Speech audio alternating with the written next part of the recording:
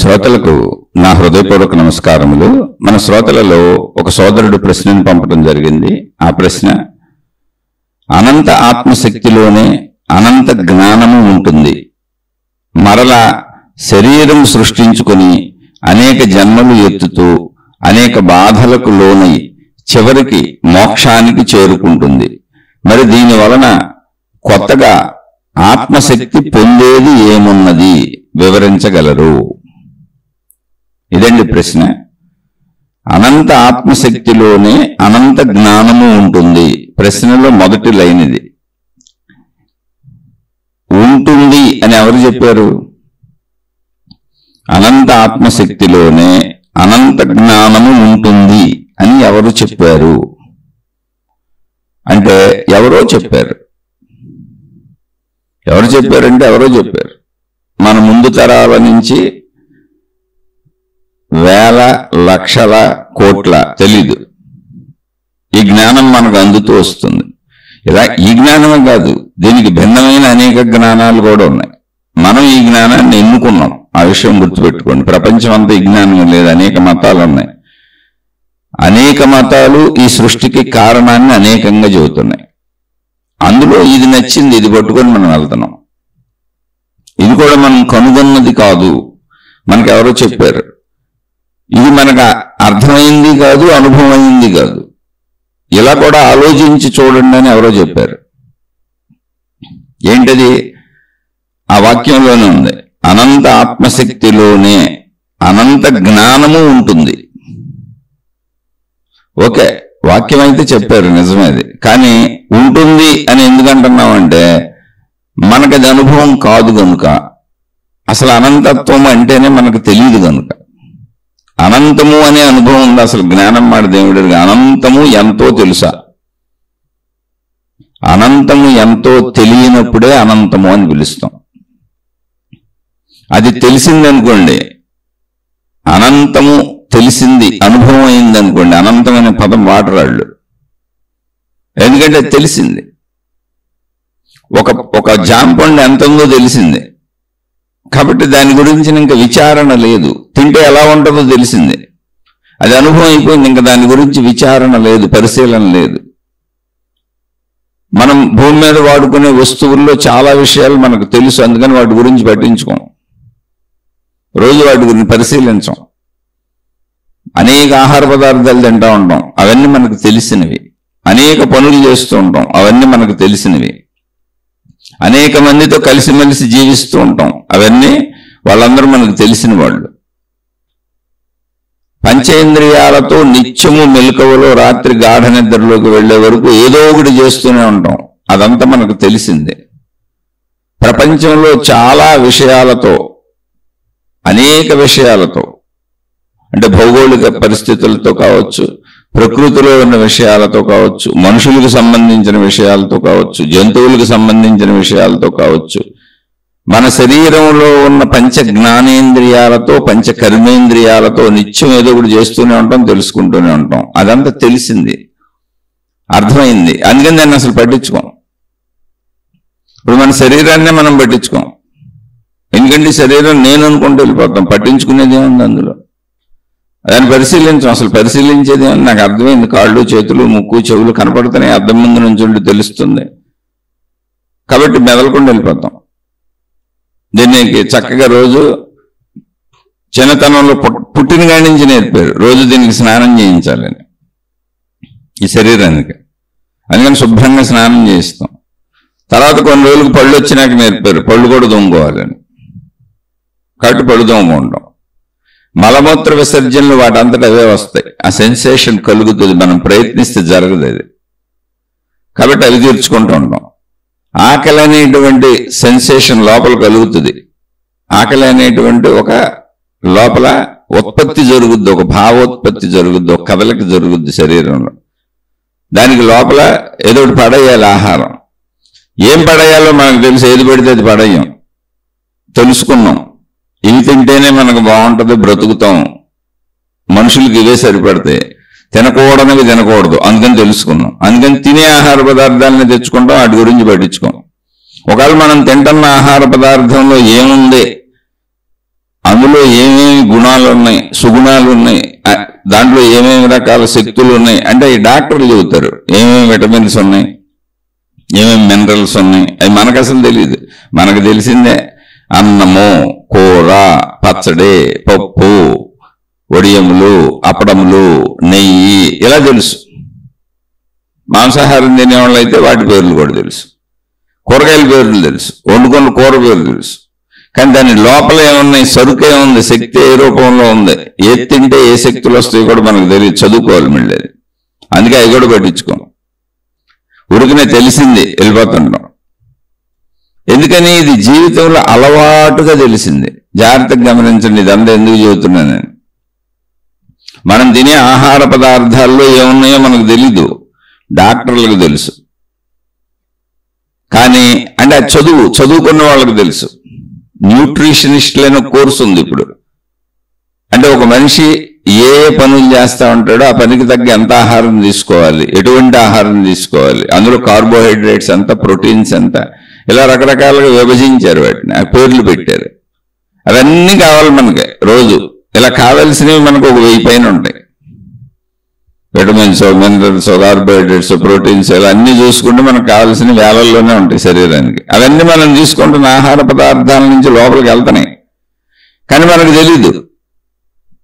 వాటి లోపాల వలన అంటే మనకు తెలియక మనకు నచ్చినటువంటి ఒకే రకమైన ఆహార పదార్థాలు తినటం వలన మనకు సంబంధించి లోపలికి కావలసినటువంటి కొన్ని రకాలు అందకపోవటం వలన మనకు అనేక రకాలైన ఇబ్బందులు వస్తూ ఉంటాయి. చాలా మంది నిద్ర పడతలేదంటారు. నిద్ర పట్టకపోవడానికి కారణమైనటువంటి విటమిన్స్ ఉంటాయి, లేదా మినరల్స్ ఉంటాయి, లేదా ఏదో దానికి పేరు పెట్టుంటారు. అవి తక్కువగా ఉంటే నిద్ర సరిగ్గా రాదు. అలా రకరకాలుగా అనిపిస్తూ ఉంటుంది. ఆ రకరకాలుగా అనిపించేదంటే ఆహార పదార్థాల్లో ఉన్నటువంటి కొన్ని తగ్గటం వలన రకరకాలుగా అనిపిస్తుంది. ఇప్పుడు మీరు ఒక 4 చక్రాల వాహనం మీద వెళ్తున్నారు, ఒక కారు వేసుకెళ్తున్నారు, 4 చక్రాలు ఉన్నాయి దానికి. అందులో ఒక చక్రంలో గాలి తగ్గింది అనుకోండి, వాహనం కుదుపుకు లోనవుతుంది. 2 చక్రాల్లో గాలి తగ్గింది అనుకోండి, వాహనం మనం నడిపినట్టు వెళ్ళదు, దాని ఇష్టం వచ్చినట్టు అటు ఇటు ఊగుతూ ఉంటుంది. మనకు తెలిసిపోద్ది, అమ్మటే ఆపేసి డ్రైవరు చూసుకుంటాడు కారు పంచర్ పడిందని. మీరు 2 చక్రాల వాహనం మీద వెళ్తున్నారు అనుకోండి, గాలి తగ్గిపోతుంటే తెలిసిపోతూ ఉంటుంది, ఊగుతూ ఉంటుంది. అది అన్ని పర్ఫెక్ట్గా ఉంటే నడుస్తుంది అది. అలాగే మన శరీరంలో అనారోగ్యం అనేది మనం తీసుకుంటున్న ఆహార పదార్థములలో మనకు ఏమున్నాయో తెలీదు, కానీ వాటిని నిత్యం మనకు నచ్చిని తినేస్తూ ఉంటాం. అన్ని రకాలైనటువంటి విటమిన్స్, మినరల్స్, ప్రోటీన్స్, కార్బోహైడ్రేట్స్, ఇంకా ఎన్నో వేలు ఉన్నాయి. అవన్నీ సరిసమానంగా ఉన్నప్పుడు ఆరోగ్యంగా ఉంటుంది. లేనప్పుడు వాహనం ఊగినట్టు ఏదో ఒక రకమైన అనారోగ్యంతో శరీరం ఊగుద్ది, తెలియజేస్తుంది అది. దాన్ని మనం ఏదో జరిగిపోయింది అనుకుంటాం, మన లోపల ఉన్న వాటి ప్రాబ్లం అనుకోం. ఐరన్ లోపించింది అనుకోండి, రక్తం తక్కువ ఉందని ఏదో చెబుతారు. ఐరన్ అంటే ఇనుమే. ఒక మనిషిలో ఉండేటువంటి ఇనుముని బయటకు తీస్తే ఒక చిన్న మేకు తయారు చేయొచ్చు అని చెప్పారు. అలాంటివి అన్నీ ఉన్నాయి మనలో. మనం తినే కాయగూరలు అన్నింటిలోనూ లోహాలే ఉన్నాయి. అనేక ఖనిజాలు, లవణాలు అన్నీ తినటానికి వీలుగా తయారు చేసింది వృక్షజాతి. మనిషి తినడానికి వీలుగా డైరెక్ట్గా లోహాలు తింటే కుదరదు. కొన్ని రకాల ఆకుకూరలు, పొన్నగంటి కూరలు బంగారం ఉందని చెబుతారు, అంటే బంగారు శాతం. ఇలా అన్నింటిలోనూ ఏదో ఒకటి ఉంది, అవన్నీ లోపలికి వెళ్తానే ఉంటాయి. కానీ మనకు ఆ జ్ఞానం లేదు. ఇది ఎందుకు చెప్పానంటే ఆ జ్ఞానం లేకపోవడం వల్ల అనారోగ్యాలు వస్తున్నాయి. ఏంటి అనారోగ్యాలు? ఎవరో తల తిరిగిందంటారు, నిద్ర పట్టలేదంటారు, లేదు బాగా ఎప్పుడు బద్ధకంగా నిద్రపోవాలనిపిస్తుంది అంటారు. అలా అనేక విషయాలకు అనేక కారణాలు ఉన్నాయి. ఒకరోజు బాగా ఫ్రీ మోషన్ అయిందంటారు, ఒకరోజు ఫ్రీ మోషన్ అవ్వలేదంటారు, ఒకరోజు కడుపు అంతా గడిబిడిగా గందరగోళంగా ఉందంటారు. వీటన్నింటికి కారణాలు మనం ఏం తింటున్నామో దాని ఉపయోగం ఏంటో, అది ఎలా పనిచేస్తుందో శరీర పనితీరే మనకు తెలియదు. మనం తింటున్న ఆహార పదార్థాల్లో ఏముందో మనకు తెలియదు. ఇది తెలుసుకోవాలంటే పెద్ద కోర్సు. శరీరం గురించి తెలుసుకోవాలి అంటే డాక్టర్ చదవాలి. ఇప్పుడు ఒక్క డాక్టరా, ఎంతమంది డాక్టర్లు? ఒక డాక్టర్ ఎక్కడ ఉన్నాడు? కంటికి కన్ను డాక్టర్, మెదడుకు మెదడు డాక్టర్, నరాలకు నరాల డాక్టర్, శరీరంలో ప్రతి అవయవానికి ఒక్కో డాక్టర్ ఉన్నాడు. నీ సొంత శరీరం గురించి నీకు తెలియదు, డాక్టర్లు చెప్పాలి, అది కూడా చదువుకొని చెప్పాలి. ఆ చదువుకున్నది కూడా నిర్ధారించబడింది గతంలో ఎవరో చెప్పి, ఇప్పుడు అది ఎంత నిజమో తెలియదు. మళ్ళీ అందులో ఎప్పుడు మార్పులు వస్తూ ఉంటాయి. మళ్ళీ వైద్య రంగాల్లో వినూత్నమైన మార్పులు వస్తూ ఉంటాయి. కొత్త విషయాలను ఆవిష్కరిస్తూ ఉంటారు, పాతవి తప్పని చెబుతూ ఉంటారు. నిరంతరం మార్పులు గురవుతానే ఉంటుంది. ఎందుకంటే అది తెలుసుకోవటమే తెలియదు నీకు, ఎప్పుడు తెలుసుకునే ప్రయత్నం. మొత్తం మనం భౌతికం అంటున్న మన జీవితంలో నాకు తెలుసు అని మనం అనుకుంటూ భావించుకుంటూ ఇది నేనే అనుకుంటున్న మన సొంత శరీరం ఇది నేనే అనుకుంటే అసలు మొత్తం నీకు తెలిసి ఉండాలిగా. నీ శరీరం గురించి నీకు తెలియదుగా, ఎవరికేం తెలియదు. మనకు తెలిసింది పై విషయం, ఈ శరీరం నేనని అనిపిస్తుంది, దాన్ని పట్టుకు తిరుగుతున్నాం, కానీ దాని వివరాలు మనకు తెలియదు. అసలు ఏ ఒక్క వివరము శరీరం గురించి తెలియదు. డాక్టర్లకు కూడా తెలియదు. పరిశీలిస్తున్నారు, పరిశోధిస్తున్నారు, ఇంకా చేస్తానే ఉంటారు ఎప్పటికే. సంపూర్ణంగా ఎవరికి తెలియదు. అందుకే సంపూర్ణంగా మనిషికి వచ్చిన జబ్బులు తగ్గుతాయా తగ్గవో తెలియదు, ప్రయత్నిస్తూ ఉంటారు. కొంతమందికి తగ్గుతూ ఉంటే కొంతమందికి తగ్గవు. ఎందుకు తగ్గింది ఎందుకు తగ్గలేదు తెలియదు. అందుకని ఈ మధ్యలో నా కర్మ అంటాడు. ఈ మధ్యలో డాక్టర్ల దగ్గరికి వెళ్తేనే మళ్ళీ గురువులు, దేవుళ్ళు, మతాలు, మార్గాల దగ్గరికి వెళ్తూ ఉంటాడు. ఎందుకంటే ఇక్కడ కరెక్ట్గా తగ్గుతుంది అనేటువంటి రూల్ లేదు. ఎందుకని అది పూర్తిగా తెలుసా తెలియదో తెలియదు. అసలు ప్రయత్నమే జరిగేది, ఎప్పుడు ప్రయత్నమే. ఏ రంగంలో అయినా ప్రయత్నం చూసుకోండి మీరు. సంపూర్ణంగా తెలిసిన రంగం ఏది లేదు ఎవరికే. శరీరంలోని ప్రతి పార్ట్కి ఒక్కొక్క డాక్టర్ ఉన్నాడు, దాని మీద మళ్ళీ స్పెషలైజేషన్ చేయాలి. ఎంత చేసినా ఇంకొంది అందులో. మీరు విశ్వం కాదు, జ్ఞానం కాదు, అనంతం కాదు. ఒక మనిషి శరీరంలో ఒక్క అవయవాన్ని పట్టుకుంటే, ఒక కన్ను అంటే దాని మీద ఎప్పటికీ జరుగుతూనే ఉంది. ఇంకా కొత్త కొత్తగా కనుక్కుంటానే ఉన్నారు. ఇంకా కొత్త కొత్త వైద్య రకాలు వస్తున్నాయి, వైద్య పరికరాలు వస్తున్నాయి, మందులు వస్తున్నాయి. అంటే ఇదంతా డెవలప్మెంట్ అంటే అర్థం ఏంటి? దేన్ని మనం డెవలప్మెంట్ అంటున్నాము? డెవలప్మెంట్ అంటే అర్థం ఏంటి? ఎంతకు ముందు కనుక్కున్నది సరైంది కాదు, ఇంకా ముందుకు ప్రయాణించాము, ఇంకా తెలుసుకునే ప్రయాణం చేసామని దాన్ని డెవలప్మెంట్ అంటాం. దాన్ని నాగరికత అంటాం. దాన్ని కొత్తగా అన్వేషించడం అంటాం. సైన్స్ అంటే అదే. సైన్స్ ఆగిపోదు, ఏ ఒక్క విషయం దగ్గర ఆగిపోదు. ఇది పూర్తి ఇక్కడికి అయిపోయింది, సంపూర్ణంగా కనుక్కోవడం అయిపోయింది, కన్ను గురించి లేదు, ఇప్పుడు ముక్కు గురించే అని ఆగిపోదు. కన్నుకు సంబంధించిన వాళ్ళు కన్ను రంగంలో ముందుకు వెళ్తానే ఉంటారు. ఇంకా ఇంకా ఏం తెలుస్తాయో తెలుసుకుంటానే ఉంటారు. ఇంకా ఇంకా మందులు, ఇంకా కొత్తవి ఏం కనుక్కోవచ్చు, ఆ కంటి మందులు కనుక్కుంటూ ఉంటారు. ఇంకా ఇంకా ఆపరేషన్లకి కొత్త రకాల పరికరాలు ఏం కనుక్కోవచ్చు, ఇంకా ఇంకా కనుక్కుంటానే ఉంటారు. ఇటు కన్నుని కనుక్కుంటారు, అటు మందులు కనుక్కుంటారు, అటు పరికరాలని కనుక్కుంటారు, యంత్రాలని కనుక్కుంటారు. ఆగదు. అనంతము అంటే అర్థం అది.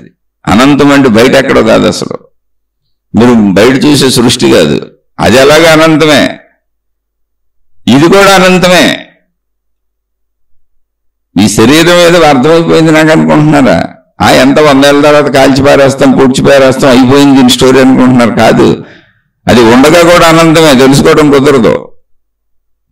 అందుకే ఎప్పుడు చూడండి మీరు, వైద్య రంగంలో వినూత్న ఆవిష్కరణలు వస్తానే ఉంటాయి. అటు మందుల పరంగా కానీ, ఇటు పరికరాలు అంటే యంత్ర పరికరాల పరంగా కానీ, ఇటు చదువుల పరంగా కానీ, అంటే కొత్త కనుక్కుంటానే ఉంటారు. అన్ని చోట్ల ఇంతకు ముందు చెప్పిన తప్పని చెబుతూ ఉంటారు. అనేక మందులు తయారు చేసి వాడేసిన వాటిని బ్యాన్ చేస్తూ ఉంటారు. మళ్ళీ ఈ మందుల వలన శరీరాల్లో అనారోగ్యాలు వస్తున్నాయి, ఇతర వ్యాధులు వస్తున్నాయి, వాడబాకండి, ఆ మందు బ్యాన్ చేస్తామని. ఎందుకని? ఒకప్పుడు ఆ మందు మంచిదని చెప్పారుగా.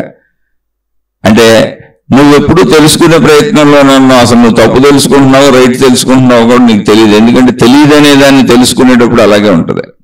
జస్ట్ తెలుసుకోండి, మనం తెలియని దాన్ని తెలుసుకుంటున్నాం. తెలియంది ఎలా తెలియబడుతుంది? తెలియంది ఎలా తెలియబడుతుంది? జస్ట్ అసలు మీరు తెలుసుకోండి. తెలియంది నాకు తెలిసిందని మీరు ఎలా నమ్ముతున్నారు? దానికి ఆధారత ఏంటి? ఇప్పుడు ఒకదానికి జామ పండు అని పేరు పెట్టాం, ఒకదానికి యాపిల్ పండు అని పేరు పెట్టాం, ఒకదానికి బత్తాయి పండు అని పేరు పెట్టాం, ఏదో ఒకటి సంథింగ్ పేర్లు పెట్టుకున్నాం. ఇవి ఇలా ఉంటాయని అనాదిగా మనుషులకు తెలుసు. ఆ మొక్కలు పండించుకుంటున్నాం, ఆ కాయగూరలు పండించుకుంటున్నాం, ఆహార ధాన్యాలు పండించుకుంటున్నాం. ఇప్పుడు పుట్టిన పసిపిల్లడికి అవేమీ తెలియదు. ఇప్పుడు పుట్టిన చిన్న బిడ్డకి అవేమీ తెలియదు. రైట్? నిజమే, తెలియదు. తెలియని వాళ్ళకి తెలిసిందని ఎలా తెలుస్తుంది? ఆ ముందు వాళ్ళు చెబుతున్నారు ఇది జామ అని, ఈ జామ చెట్టు, అదిగో అది జామకాయ, ఇదిగో జామ పండు, ఇది తినొచ్చు, ప్రమాదం లేదు అని వాళ్ళు తిని చూపించి తింటూ మనకు కూడా తినిపిస్తున్నారు. అలా ఆహార ధాన్యాలన్నీ మనం తింటున్నవి, ఏవన్నీ మనం కట్టుకుంటున్నవి, మనం చూస్తున్నవి, మనం చేస్తున్నవన్నీ మన ముందు మనకు చూపించి నేర్పించారు. అవి అక్కడ ఉన్నాయి కనుక, నిజంగా అక్కడ జాంపండు ఉంది కనుక, ఆ జాంపండును తింటున్న మనిషి కూడా నిజంగా మన పక్కన ఉన్నాడు కనుక, మన పక్కన ఉన్న మనిషి తింటూ మనకు తినిపించారు కనుక మనం దాన్ని నమ్మాం. అందుకని మనం దాన్ని నమ్మాం. అంటే మనం నమ్మటానికి కారణం మన చుట్టూ ఉన్న వాళ్ళందరూ చేయటం అంతే. అలా చేయటం వల్ల వాళ్ళకేం జరగలేదు. మన తల్లిదండ్రుల మీద నమ్మకంతో తిన్నాం, మనకేం జరగలేదు, వాళ్ళకేం జరగలేదు. అలా అందుకని రోజు ఏం జరగటం లేదు కంటే ఆహార పదార్థాలన్నీ తినొచ్చని నిర్ణయించుకున్నాం. కొత్తది అసలు తినొచ్చో తినకూడదు తెలియదు మనకి, అసలు తెలియదు. దాని జోలికి వెళ్ళడం, అడుగుతాం. తినవచ్చు అన్న మాత్రమే తింటూ ఉంటాం. మళ్ళీ ఆ తినే వాటిలో ఎన్నిటికో చెబుతారు, వీళ్ళు ఏవి తినొచ్చు, వీళ్ళు ఏవి తినకూడదు, వీళ్ళు ఏవి తినకూడదు అని. అనేక రకాల జబ్బులు ఉన్న వాళ్ళు అనేకం తినకూడదు, కొన్ని రకాలు ఎక్కువగా ఎవరూ తినకూడదు. అదే ఒక పెద్ద శాస్త్రం, అనంతం. ఇప్పుడు తిండి మీద ఆగిపోయింది, ఎక్కడన్నా ఆహార పదార్థాల మీద పరిశోధన ఆగిపోయిందా? నిర్ధారించేశారా ఇవి ఇలాగే ఉండొచ్చు అని ఫిక్స్ అయిపోయిందా? ఇంకా అవి చెప్పటం ఆపేశారా? ఆల్రెడీ చెప్పేసాం, అయిపోయింది, ఇంకా కనుక్కోక్కర్లేదు. లేదు, అనంతం. మానవ జాతి ఉన్నంత వరకు వాటి మీద పరిశోధనలు జరుగుతూనే ఉంటాయి. ఇంకా అదే వంకాయలో ఇంకా కొత్త సుగుణాలు ఏమున్నాయి, దుర్గుణాలు ఏమున్నాయి ఇంకా చెప్తానే ఉంటారు ఎప్పటికీ, ముందుకి. అనంతం. ఏది పట్టుకున్నా అనంతమే. ఎందుకని అంటే అన్ని అనంతం నుంచే వచ్చినాయి. ఒకచోట అయిపోయింది అనేది లేదు. జస్ట్ వంకాయ అంటే నాకు తెలుసు కాబట్టి వంకాయ అయిపోయింది అనుకుంటే భ్రమది. వంకాయ అనే పేరు మనం పెట్టుకున్నాం. మీరు ఆత్మశక్తినే అనంతము, ఏదో జ్ఞానాన్నే అనంతము, ఏదో ఆధ్యాత్మికతనే అనంతము, ఏదో దైవత్వానికి సంబంధించిన అతీతమైనది ఏదో అనంతము, లేదా మనలో ఉన్న ప్రాణశక్తి అనంతం అంటే రోజు శీర్షికలు చెప్పుకుంటున్నాం కదా అని అనుకోక్కర్లా. మీరు ఇక్కడ దేన్ని పట్టుకున్నది అనంతం. ఎందుకంటే దాని గురించి మీకు తెలియదు. తెలుసుకుంటూ వెళితే ఎప్పటికీ తెలుస్తూనే ఉంటుంది, ఎప్పటికైతే తెలుస్తూనే ఉంటుంది. వంకాయగా తెలియటం కాదు, టెంకాయగా తెలియటం కాదు, బత్తాకాయగా తెలియటం కాదు, యాపిల్గా తెలియటం కాదు, జాంకాయగా తెలియటం కాదు, చిక్కుడుకాయగా తెలియటం కాదు, బెండకాయగా తెలియటం కాదు. మనం పెట్టుకున్న పేర్లు తెలుగులో ఎలా పిలుస్తారు, తమిళంలో ఇంకో పేరు ఉంటుంది, కన్నడలో ఇంకో పేరు ఉంటుంది, ఇంగ్లీష్లో ఇంకో పేరు ఉంటుంది. ఏ దేశంలో ఆ దేశంలో రకరకాల పేర్లతో పిలుస్తారు వాటిని. అవి పేర్లు, అది తెలియటం కాదు అసలు. దాని సుగుణాలేంటి, దాని దుర్గుణాలేంటి ఎప్పటికీ తెలుస్తూనే ఉంటుంది. ఇప్పుడు చెప్పింది నిజంగా అది మారిపోతుంది. మీరు వెళ్ళి గమనించి చూడండి. గమనించిన వాళ్ళు హాయిగా బతికేస్తారు, అసలు గొడవ లేదు. ఇవన్నీ గమనించలేని వాళ్ళు ఎంత సుఖవంతులంటే, అనారోగ్యం వచ్చింది వెళ్తారు, డాక్టర్ దగ్గరికి వెళ్తారు, 4 బిళ్ళలు ఇస్తాడు, వేసుకుంటారు, తగ్గితే తగ్గింది, లేకపోతే లేదా, అలా జీవించుకుంటూ వెళ్ళిపోతారు. అసలు పట్టించుకోరు. జబ్బు కూడా ఏదో నాకు ఎక్కడి నుంచో వచ్చింది అనుకుంటారు. చెప్తారు నాకు షుగర్ అండి, నాకు బీపీ అండి, ఏదో వచ్చినాయండి, జెనెటిక్, మా నాన్నగారికి ఉన్నాయి, మా అమ్మగారికి ఉన్నాయి, నాకు కూడా వచ్చినాయి అండి. అది నాకు ఎందుకు వచ్చింది, దేని వలన వచ్చింది ఇలా తీసుకోవాలి. అసలు ఊరిని అనేసి మందులు వాడుకుంటూ తిరిగేస్తూ ఉంటారు. ఎప్పుడో హార్ట్ అటాక్ అనో, బ్రెయిన్ స్ట్రోక్ అనో, అదనో ఇదనో పోతారు. అంతే, అయిపోయింది. నేను తీసుకెళ్లి పూర్తి చేసి కాల్చేస్తారు. ప్రాబ్లం అంతా ఆలోచించే వాళ్ళతోనే, ప్రాబ్లం అంతా జ్ఞానంతోనే, ప్రాబ్లం అంతా పరిశీలించే వాళ్ళతోనే, ప్రాబ్లం అంతా పరిశీలించమని చెప్పే వాళ్ళతోనే. ఎందుకంటే పరిశీలనకు ఎప్పుడు కూడా అనంతం దొరకదు. ఎందుకని తెలియంది ఎలా తెలుస్తుంది నీకు? తెలియంది ఎలా తెలుస్తుంది? ఒకవేళ తెలియంది తెలిసింది అన్నావు అంటే అది తెలిసిందో కాదో ఎలా సత్యం నిరూపణ ఏంటి దానికి? ఎందుకంటే అది నీకు తెలియదు, నీకే కాదు ఎవరికి తెలియదు. ఎలా? జాంపండు తెలిసిందంటే అక్కడ జాంపండు ఉంది, దానికి జాంపండుని పేరు పెట్టాం ఆల్రెడీ. జామ చెట్టు అక్కడ ఉంది. అనాదిగా మనుషులు దాన్ని ఆ భాషలోనే ఉపయోగిస్తున్నారు, ఆ పేరుతోనే పిలుస్తున్నారు, వాళ్ళు తింటున్నారు, అలవాటు చేశారు, అందుకని తెలిసింది. ఏదైనా భౌతికములో అంటే గ్రహించడానికి వీలుగా ఉన్న వాటిలో, తెలుస్తున్న వాటిలో మనకు తెలిసింది అని మనం మాట్లాడుతున్న విషయం నిజంగా తెలియటం కాదు, దాని గురించి సంపూర్ణంగా తెలియదు. ఇంతకు ముందు వాళ్ళు పెట్టిన పేర్లు తెలిసినాయి, ఇంతకు ముందు వాళ్ళు దాన్ని ఎలా ఉపయోగించుకున్నారో అలా ఉపయోగించుకోవచ్చు అని తెలిసింది. మనకు ముందు వాళ్ళందరూ వేటిని ఎలా ఉపయోగిస్తున్నారో వాటిని అలా ఉపయోగించుకోవచ్చు అని తెలిసింది. కానీ దాని సంపూర్ణత మనకు తెలియదు, ఎప్పటికీ తెలుస్తూనే ఉంటుంది. ఆ జామ పండులోనో లేదా ఆ యాపిల్లోనో ఆ మామిడి పండులోనో ఆ ఆహార పదార్థంలోనో ఎందులోనైనా ఏ వస్తువులైనా ఇంకా కొత్తవి కనుక్కుంటూనే ఉంటారు, ఎప్పుడు చెబుతూనే ఉంటారు. అందులో చెడు మంచి చెప్తూనే ఉంటారు, మనకు వివరిస్తూనే ఉంటారు. ఇది అనాదిగా జరుగుతూనే ఉంది. అంటే నీకు ఒక చిన్న పండు గురించే ఇక్కడ ఒక చిన్న విషయం, ఒక చిన్న పండు అనే దాని గురించి, ఒక చిన్న ఆహార పదార్థం గురించే, లేదా నీ శరీరంలో ఉన్న ఒక చిన్న అవయవం గురించి, ఒక కన్ను గురించి, ఒక చెవు గురించి, ఒక ముక్కు గురించి సంపూర్ణంగా ఎవరు ఎప్పటికీ పూర్తిగా అయిపోయింది ఇదని అలా చెప్పలేరు. సంపూర్ణంగా చెప్పేసి చెప్పడానికి ఏమీ లేదు అనేలా చెప్పలేరు. భౌతికంలో గ్రహించటానికి వీలుగా ఉన్నాయి అంతే. అవి ఎలాగ నామరూపాదులతో, నామాలు మనం పెట్టుకున్నాం, రూపాలు అక్కడ ఉన్నాయి. గ్రహించడానికి అనువుగా ఉంది ఏంటి అంటే శబ్దస్పర్శ రూపరస గంధములు, ఇంత మాత్రమే పరిమితం మనకి. శబ్దం ద్వారా అది కూడా అతి తక్కువ శబ్దాలు గ్రహించలేం, అతి ఎక్కువ గ్రహించలేం. స్పర్శలు అతి తక్కువ గ్రహించలేం, అతి ఎక్కువ గ్రహించలేం. మళ్ళీ మానవ శరీరానికి ఒక పరిమితి పరిధి ఉంది, ఎక్కువకి తక్కువకి. ఆ మధ్యలోది మన లోకం, మనం అంతే గ్రహించగలం. మనం గ్రహించలేనంత లోకం బోల్డ్ ఉంది. అందుకని అనంతం అని పిలిచారు. అనంతం అంటే అర్థం ఏంటంటే నువ్వు ఎప్పటికీ తెలుసుకోలేవు అని. నువ్వు తెలుసుకునేది ఎప్పటికీ కొంతే, అది కూడా నిజమో అబద్ధమో తెలీదు. ఎందుకనంటే తెలియంది తెలుసు అని ఎలా చెబుతావు, తెలియని దాన్ని తెలుసుకున్నానని ఎలా చెబుతావు? అసలు తెలియదు కదా. ఒక సుబ్బారావు అనే మనిషి ఎలా ఉంటాడో నీకు తెలిసుంటే, ఒక సుబ్బారావు అనే మనిషిని గతంలో నువ్వు చూసుంటే, ఒక సుబ్బారావుకి నీకు ఒక సాన్నిహిత్యం సంబంధం ఉండుంటే, ఇంకోసారి నువ్వు ఆ సుబ్బారావుని గుర్తుపట్టి సుబ్బారావు నాకు తెలుసు అని చెప్పగలవు. ఒక 10 ఏళ్ళ తర్వాత, ఒక 20 ఏళ్ళ తర్వాత. అసలు సుబ్బారావు అనే వ్యక్తి నీకు తెలియపోతే సుబ్బారావు నాకు తెలుసు అని ఎలా చెబుతావు? నేను తెలుసుకున్నానని ఎలా చెబుతావు? ఆయన సుబ్బారావు కాదు నీకెలా తెలుస్తుంది? మీ ఊరి నుంచి పంపించారు పలానా సుబ్బారావుని కలిసిరా అని. నువ్వు వెళ్ళావు, ఆ ఊరు వెళ్ళావు, డోర్ కొట్టావు, తలుపు కొట్టావు, తలుపు తీశారు, సుబ్బారావు గారు ఉన్నారా అన్నారు. అవును నేనే సుబ్బారావు అని అన్నాడు. ఆ పంపిన వాళ్ళు చెప్పిన సుబ్బారావు నువ్వు చూస్తున్న సుబ్బారావు ఒకటేనా? ఎలా తెలుసు నీకు? నీకు ఆ సుబ్బారావు తెలియదుగా. ఆ సుబ్బారావు నీకు తెలిసి ఉండాలి, కనీసం ఫోటోలను చూసి ఉండాలి, పంపిన వాళ్ళు నీకు ఫోటోలను ఇచ్చి ఉండాలి. ఆ సుబ్బారావుని గుర్తుపట్టడానికి నీకు గుర్తులు ఉండాలి, అంటే తెలిసి ఉండాలి. ఏ గుర్తు చెప్పినా గుర్తులు తెలిసినవి. ఫలానా సుబ్బారావు అని నీకు తెలిసి ఉండాలి. లేకపోతే నువ్వు చూసిన సుబ్బారావు ఆ సుబ్బారావు కావునో కాదో అయ్యి ఉండొచ్చు, కాకపోయి ఉండొచ్చు. సేమ్ లేదండి నాకు ఆ door number, house number, address అన్నీ చెప్పారండి, తలుపు కొట్టకని వచ్చాడండి, అడిగానండి ఫలానా సుబ్బారావు గారు మీరేనా అన్నానండి, నేనే అన్నాడండి. ఇంటి పేరు చెప్పానండి, ఫలానా ఇంటి పేరు కలిగిన సుబ్బారావు గారు మీరేనా అన్నానండి, అవును నేనే అన్నాడండి. అప్పుడు ఆయన చేతిలో ఆ ప్యాకెట్ పెట్టి వచ్చేసానండి. అది మా ఇంటి పక్కన వాళ్ళు వాళ్ళకి ఇమ్మన్నారండి, నా ఊరు వెళ్తుంటే ఇచ్చేసానండి. తర్వాత కబురు వచ్చిందండి అందలేదని. అసలు ప్యాకెటే అందలేదన్నాడు సుబ్బారావు. అదేంటి సుబ్బారావు గారికి మీరు చెప్పిన డోర్ నెంబర్కి వెళ్ళాను, అదే అడ్రస్కి వెళ్ళాను, తలుపు కొట్టాను. ఆ సుబ్బారావు గారు ఇంటి పేరు అడిగాను, పేరు అడిగాను. ఆ సుబ్బారావు గారు తలుపు తీశారు. ఏదో మీకు పలానా వాళ్ళు ప్యాకెట్ ఇమ్మన్నారు అన్నాను, సరే అని తీసుకున్నాడు. అందలేదంటే ఏంటండి, ఎంత మోసం అండి ఇది. నడవండి మనం వెళ్దాం, ఊరు నేను ఇచ్చాను నిరూపిద్దాం అని వీళ్ళందరూ కలిసి ఆ ఊరు వెళ్ళారు. మళ్ళీ అదే ఇంటికి వెళ్ళారు, ఇదే ఇల్లండి, అవును ఇదే ఇల్లండి, నేను కూడా వచ్చింది, ఓకే ఇదే డోర్ నెంబరు, ఇదే ఇల్లు, కాలింగ్ బిల్ ఇదేనండి, ఇది ఏ కాలింగ్ బిల్, ఇక్కడే మోగించాను.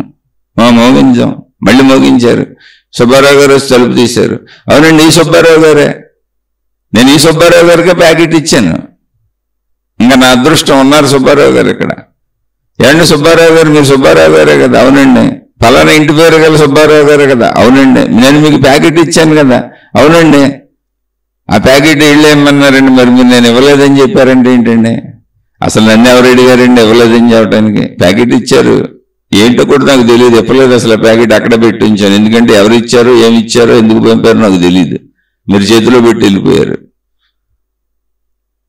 ఈ వచ్చిన వాళ్ళు అయ్యా అసలు ఈ సుబ్బారావు కాదు మా సుబ్బారావు, మేమిమ్మన్న సుబ్బారావు ఈ సుబ్బారావు కాదు, కానీ ఇల్లు ఇదే. బాబు నీ ఇంటి పేరు కూడా ఇదేనా? అవునండి మా ఇంటి పేరు కూడా ఇదే. మరి ఇదేంటి నువ్వు సుబ్బారావేనా? అవునండి. ఈ ఇల్లు అసలు నీదేనా? కాదండి. ఈ ఇల్లు నాది కాదండి, నేను ఇంటికి వచ్చిన అతిథినండి. నేను ఇంట్లో ఒక 4 రోజులు ఉంటానండి. మరి ఇంటి ఓనర్ గారిని పిలవయ్యా. మా ఇంటి ఓనర్ గారి పేరు ఏంటి? సుబ్బారావు గారు అండి. ఇంటి ఓనర్ గారి పేరు కూడా సుబ్బారావు గారే. ఆయన ఇంటి పేరు ఏంటి? మా ఇంటి పేరే, మంచి బంధువులు. ఆయన పేరు సుబ్బారావు, నా పేరు సుబ్బారావు, మా ఇద్దరి పేర్లు సుబ్బారావు. ఆయన ఇంటి ఓనర్ గురించి అడగలేదు, మీరు సుబ్బారావు గారు అని అడిగాడు, ఇంటి పేరు అడిగాడు. అవునని చెప్పాను నేను. అవును కనుక ఇంటి ఓనర్ సుబ్బారావు అని అడుగుంటే అది వేరేగా ఉండేది, నేను ఆయన్ని పిలిచేవాడిని. ఇప్పుడు మీరు వచ్చి చెబుతున్నారు ఇంటి ఓనర్ని పిలవమని. ఎందుకంటే మీరు అసలు సుబ్బారావు వీళ్ళకి తెలుసు. అసలు సుబ్బారావుని పిలిచారు, వచ్చారు. అసలు సుబ్బారావు ఎదురొచ్చాడు, గుర్తుపెట్టాడు. రెండు అని లోపలికి పిలిచాడు.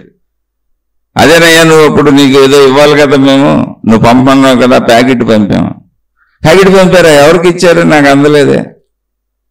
ఇదిగో మీ ఇంట్లో ఉన్న సుబ్బారావు తీసుకున్నాడండి. ఆ సుబ్బారావు పక్కనట్టు కూర్చున్నాడు. ఆ సుబ్బారావుని ఏమయ్యా అంటే, లేదండి నాకు ఇచ్చారు ప్యాకెట్. సుబ్బారావు నేనేం నాకు ఇస్తే అది నాకే ఇచ్చారు కదా అని అక్కడ పెట్టాను. ఇచ్చిన వాళ్ళు ఎవరో తెలియక బుర్రబద్దలు కొట్టుకుంటున్నాను. మా చుట్టాలందరికీ రోజు ఫోన్లు చేస్తున్నాను ఎవరు పంపారు అని. ఎందుకంటే నేను మా ఊర్లో చెప్పొచ్చాను కదా, ఇక్కడ 1 నెల ఉంటానని. అందుకని నాకు పంపారేమో అనుకుంటున్నాను, ఇంటి పేరుతో సహా ఉంది. నేనేమో తలలు బద్దలు కొట్టుకుంటున్నాను, అసలు నాకు పంపిన వాళ్ళు ఎవరా అని. అందుకే దాన్ని ఇంక ఓడదీయలేదు నేను. ఇదిగోండి బాబు మీ ప్యాకెట్. నువ్వు ఇంతకుముందు సుబ్బారావుని చూసి ఉండకపోతే, సుబ్బారావుని కనీసం ఇప్పుడు ఫోటో రూపంలో చూసి ఉండకపోతే సుబ్బారావుని ఎలా గుర్తుపడతావు? అలాగే అనంతాన్ని ఎలా గుర్తుపడతావు? అనంతం అంటేనే గుర్తుపట్టలేదని అర్థం. అనంతాన్ని అంటేనే అర్థం తెలుసుకోలేదని అర్థం. అసలు అనంతం అనే పదాలు మనం ఊరికనే వాడుకుంటున్నాం. వాడుక భాష తెలిసిపోవటం కాదు. చిలక పలుకులు. చిలకకి గుడ్ మార్నింగ్ నేర్పినట్టు, చిలకకి గుడ్ ఈవినింగ్ నేర్పినట్లు, చిలకకి చిన్న చిన్న శ్లోకాలు పద్యాలు నేర్పినట్టు అవన్నీ చిలకలు పలికేస్తాయి. దానికి భాష వచ్చా? రాదు కదా. రాదని మనకు కూడా తెలుసు కదా. అసలు అది చిలకల దాకా ఎందుకు? మనకు తెలుగు తప్ప ఇంకో భాష రాదు. ఎందుకంటే మనం ఇక్కడ తెలుగులో పుట్టాం, కానీ చదువుకుంటే ఎవరికన్నా ఇంకో భాష ఇంగ్లీషో హిందీనో వస్తుంది, రావచ్చు. అది కూడా కొద్దిగా. మాతృభాష వచ్చినంత గట్టిగా ఏది రాదు. అలాగే ఎక్కడోళ్ళకి ఆ భాష వచ్చు, అది మాతృభాష. మాతృభాష అంటే పుట్టి పెరిగింది కాడి నుంచి, అంతే, అంతకుమించి విశేషమేం లేదు. ఇక్కడ పుట్టినోడు మళ్ళీ వెళ్ళి తెలుగునాట పుట్టినవాడు వెళ్ళి ఏ తమిళ ప్రాంతంలోనూ పెరిగేయడానికి అది మాతృభాష అయిపోద్ది. పెంపకంలో ఏదొచ్చింది అదే, అది అలవాటు అయిపోద్ది, అది మాట్లాడేస్తాడు. తెలుగు మాట్లాడలేకపోతాడు. తర్వాత వచ్చి ఒక 20 ఏళ్ళు 25 ఏళ్ళ తర్వాత వచ్చాడు అనుకో, తెలుగు రాదు. అలా మనకి ఎక్కడ దేంట్లోని సంపూర్ణత లేదు. అసలు సంపూర్ణత లేదని చెబుతుందే అనంతం అనే పదం. సంపూర్ణత లేదు ఏ విషయంలో, మొత్తం అన్ని అనంతమే. నువ్వు దేన్ని పట్టుకున్నా అది అనంతమే. దాని గురించి నీకు సంపూర్ణంగా తెలిసే ఛాన్సే లేదు అన్నది అనంతం అన్న పదం యొక్క అర్థం. నువ్వు ఎప్పటికీ తెలుసుకోలేవు. అలా తెలుసుకునే ప్రయత్నం చేస్తూ ఉంటావు. అదే విచారణా మార్గం. ఏంటి అంటే, నాకు ఎప్పటికీ ఏమీ తెలియదని తెలుసుకొని ఆగిపోతాను చోట. తెలుసుకోవాలన్నది జిజ్ఞాస, తెలుసుకోవాలన్నది అవసరం, పొందాలన్నది అవసరం, ప్రయత్నం కావాలి నాకు అనేది అవసరం, కోరిక అనేది అవసరం, ఆశ అనేది అవసరం, ఆకలి అనేది అవసరం. ఇందులో ఎన్ని రకాలుగా మార్చుకోవచ్చు. అవసరం మారిపోతూ ఉంటుంది. దాంతో ప్రయత్నించుకుంటూ ఉంటాం, తెలుసుకుంటూ ఉంటాం. ఇప్పుడు ప్రపంచంలో ఎవరు ఎక్కడ ఏది కనుగొంటున్నా, ఏది తయారు చేస్తున్నా వాళ్ళకేం ప్రజల మీద ప్రేమ కాదు, డబ్బు కోసం. మొత్తం ప్రపంచంలో ఎవరు ఏది కనుక్కుంటున్నా, ఏది చేస్తున్నా డబ్బు కోసం. అది కూడా ప్రయత్నమే, పూర్ణత్వం కాదు. ఒకే మంది ఒకరికి ఆ జబ్బును ఎందుకు తగ్గించింది, ఇంకోళ్ళకి ఎందుకు తగ్గించలేదు, ఆన్సర్ ఎవరి దగ్గర ఉండదు. డాక్టర్లు మనకి ఏదైనా ఆపరేషన్లు జరుగుతానికి మనం హాస్పిటల్లో జాయిన్ అయినప్పుడు ముందే మనతో సంతకాలు పెట్టించేసుకుంటారు. నువ్వు ఉన్నా పోయినా మాకేం సంబంధం లేదని. ఆ బాధ్యత గల వాళ్ళందరితో పెట్టించుకుంటారు. మెలకు ఉంటే మనతో కూడా పెట్టించుకుంటారు. ఎందుకంటే నువ్వు బతుకుతావని గ్యారంటీ డాక్టర్కి లేదు, ప్రయత్నిస్తున్నాడు. ఒక డాక్టర్ గారు ఉన్నారు, ఆయన మహాదైవ భక్తుడు. ఆయన పలానా దేవుణ్ణి పూజించుకుంటాడు. ఆయన హాస్పిటల్లో రాసి పెట్టుకున్నాడు, ఏమైనా తెలుసా, ఐ ట్రీట్, నేను వైద్యం చేస్తాను. అక్కడ దేవుడి బామ్మ అంటించాడు, హీ క్యూర్స్, అతను నయం చేస్తాడు అని. మనదంతా గాలిలో దీపమే. గాల్లో దీపం పెట్టి దేవుడు నీ మహిమే, అంతే మన వైద్యాలు కానీ మన జీవిత విధానం కానీ. అందుకే కొంతమందికి జరిగిన మేలు కొంతమందికి జరగదు. ఒకే విషయం కొంతమందికి మేలు చేస్తుంది, అదే విషయం కొంతమందికి హాని చేస్తుంది. అదే కూరగాయ ఒకళ్ళకి మేలు చేస్తుంది, ఒకళ్ళకి హాని చేస్తుంది. అన్ని ప్రపంచంలో అన్నీ ఆ ఒకటే, ఒకళ్ళకి మంచి ఒకళ్ళకి చెడు అవుతూ ఉంటుంది. అందుకే అది అనంతం, దాంట్లో నువ్వు ఎప్పుడూ ఏం కనుక్కోలేవు. అందుకే నువ్వు ఎప్పుడు పరిశీలిస్తూనే ఉంటావు ప్రకృతిని. నువ్వెప్పుడు నువ్వు కూడా పరిశీలించుకుంటూనే ఉండాల్సిందే. ఆ పరిశీలన నేర్పుతున్నారు. నువ్వేదో పొందేస్తావని కాదు, జీవించడం వల్ల కొంచెం మంచిగా జీవిస్తావని. పరిశీలించకుండా జీవించేవాడు కళ్ళు లేనట్టే, గుడ్డివాడు. ఇప్పుడు కళ్ళు మూసుకొని జీవిస్తున్నారు అనుకోండి, ట్రై చేయండి. కళ్ళు ఉన్నాయి మీకు, కళ్ళు మూసుకు జీవించండి. అసలు కళ్ళు ఎందుకు ఇవ్వబడి? జీవించడానికి అనువుగా, జీవితంలో జీవించడానికి సౌకర్యవంతంగా. అదే పరిశీలన అంటే. సహజంగా కళ్ళు ఉన్నాయి కాబట్టి కనపడుతుంది కాబట్టి పరిశీలన అనుకోవట్లే మనం. కళ్ళు లేనప్పుడు పరిశీలన ఏంటో తెలుస్తుంది. గుడ్డువాడు చూడండి, ఒక స్టిక్ పట్టుకొని తనకంటే ముందు ఒక కర్రతో తడుముకుంటా ఉంటాడు. అంటే ఆ ముందు ఏమున్నాయి, ఈ చుట్టూ ఎలా తడుగుతాడు. అంటే అంతవరకు నేను నడవచ్చు, అక్కడేం ప్రమాదం లేదని. మళ్ళీ ఆ ముందు తడుముకుంటా ఉంటాడు. అది పరిశీలన, అది అన్వేషణ. అంతవరకు ప్రమాదం లేదని ముందుకు నడుస్తూ ఉంటాడు. అందుకని శరీరంలో కళ్ళు బ్రతకడానికి ఇవ్వబడింది, చెవులు బ్రతకడానికి ఇవ్వబడింది, గొంతు బ్రతకడానికి ఇవ్వబడింది, మాట బ్రతకడానికి ఇవ్వబడింది, రుచులు బ్రతకడానికి ఇవ్వబడింది. అన్ని అనువుగా జీవించడానికి అనువుగా కాళ్ళు చేతులు అవయవాలు ఇవ్వబడినాయి. కానీ వాటి గురించి నీకేం తెలియదు, జస్ట్ కన్వీనియన్స్ అంతే. అది నువ్వు బ్రతకటానికి ఇవ్వబడిన నీ శరీరము అనంతమే, దాని గురించి నీకు ఎప్పటికీ పూర్తిగా ఏమీ తెలియదు. ఎప్పుడు కొత్తగా ఆవిష్కరించుకుంటానంటావు. ఎందుకంటే తెలియాలి అంటే అది ఇంతకు ముందు నీకు తెలిసి ఉండాలి, నువ్వు గుర్తుపట్టగలిగి ఉండాలి. ఇప్పుడు కాదు, నీకు అసలు తెలియని దాన్ని నువ్వు ప్రయత్నిస్తూ తెలుసుకొని తెలుసు అని చెప్పినా కూడా అది తెలిసిందో కాదో ఎలా తెలుసు? నిర్ధారణ ఏంటి దానికి? దానికే మీకు ఎప్పుడు చెబుతున్నాను, ఇది జామ పండు అంటే దాన్ని అందరూ జామ పండు అని పేరు పెట్టుకొని అది తినొచ్చని జామ చెట్లు పెంచుకుంటూ నిర్ధారించుకున్నాం కనుక అక్కడ నిర్ధారణ, మనం నిర్ధారించే నిర్ధారణ తినొచ్చు, ప్రమాదం లేదు, ఇది జామ పండు. ఎందుకని జామ పండు అని పేరు మనమే పెట్టాం. ఇదిగో దీని రూపం, ఈ ఆకృతి ఎలా ఉంటే ఇది జామకాయ. అలా ఇంతకు ముందు తెలిసి ఉంటే గుర్తుపట్టగలవు.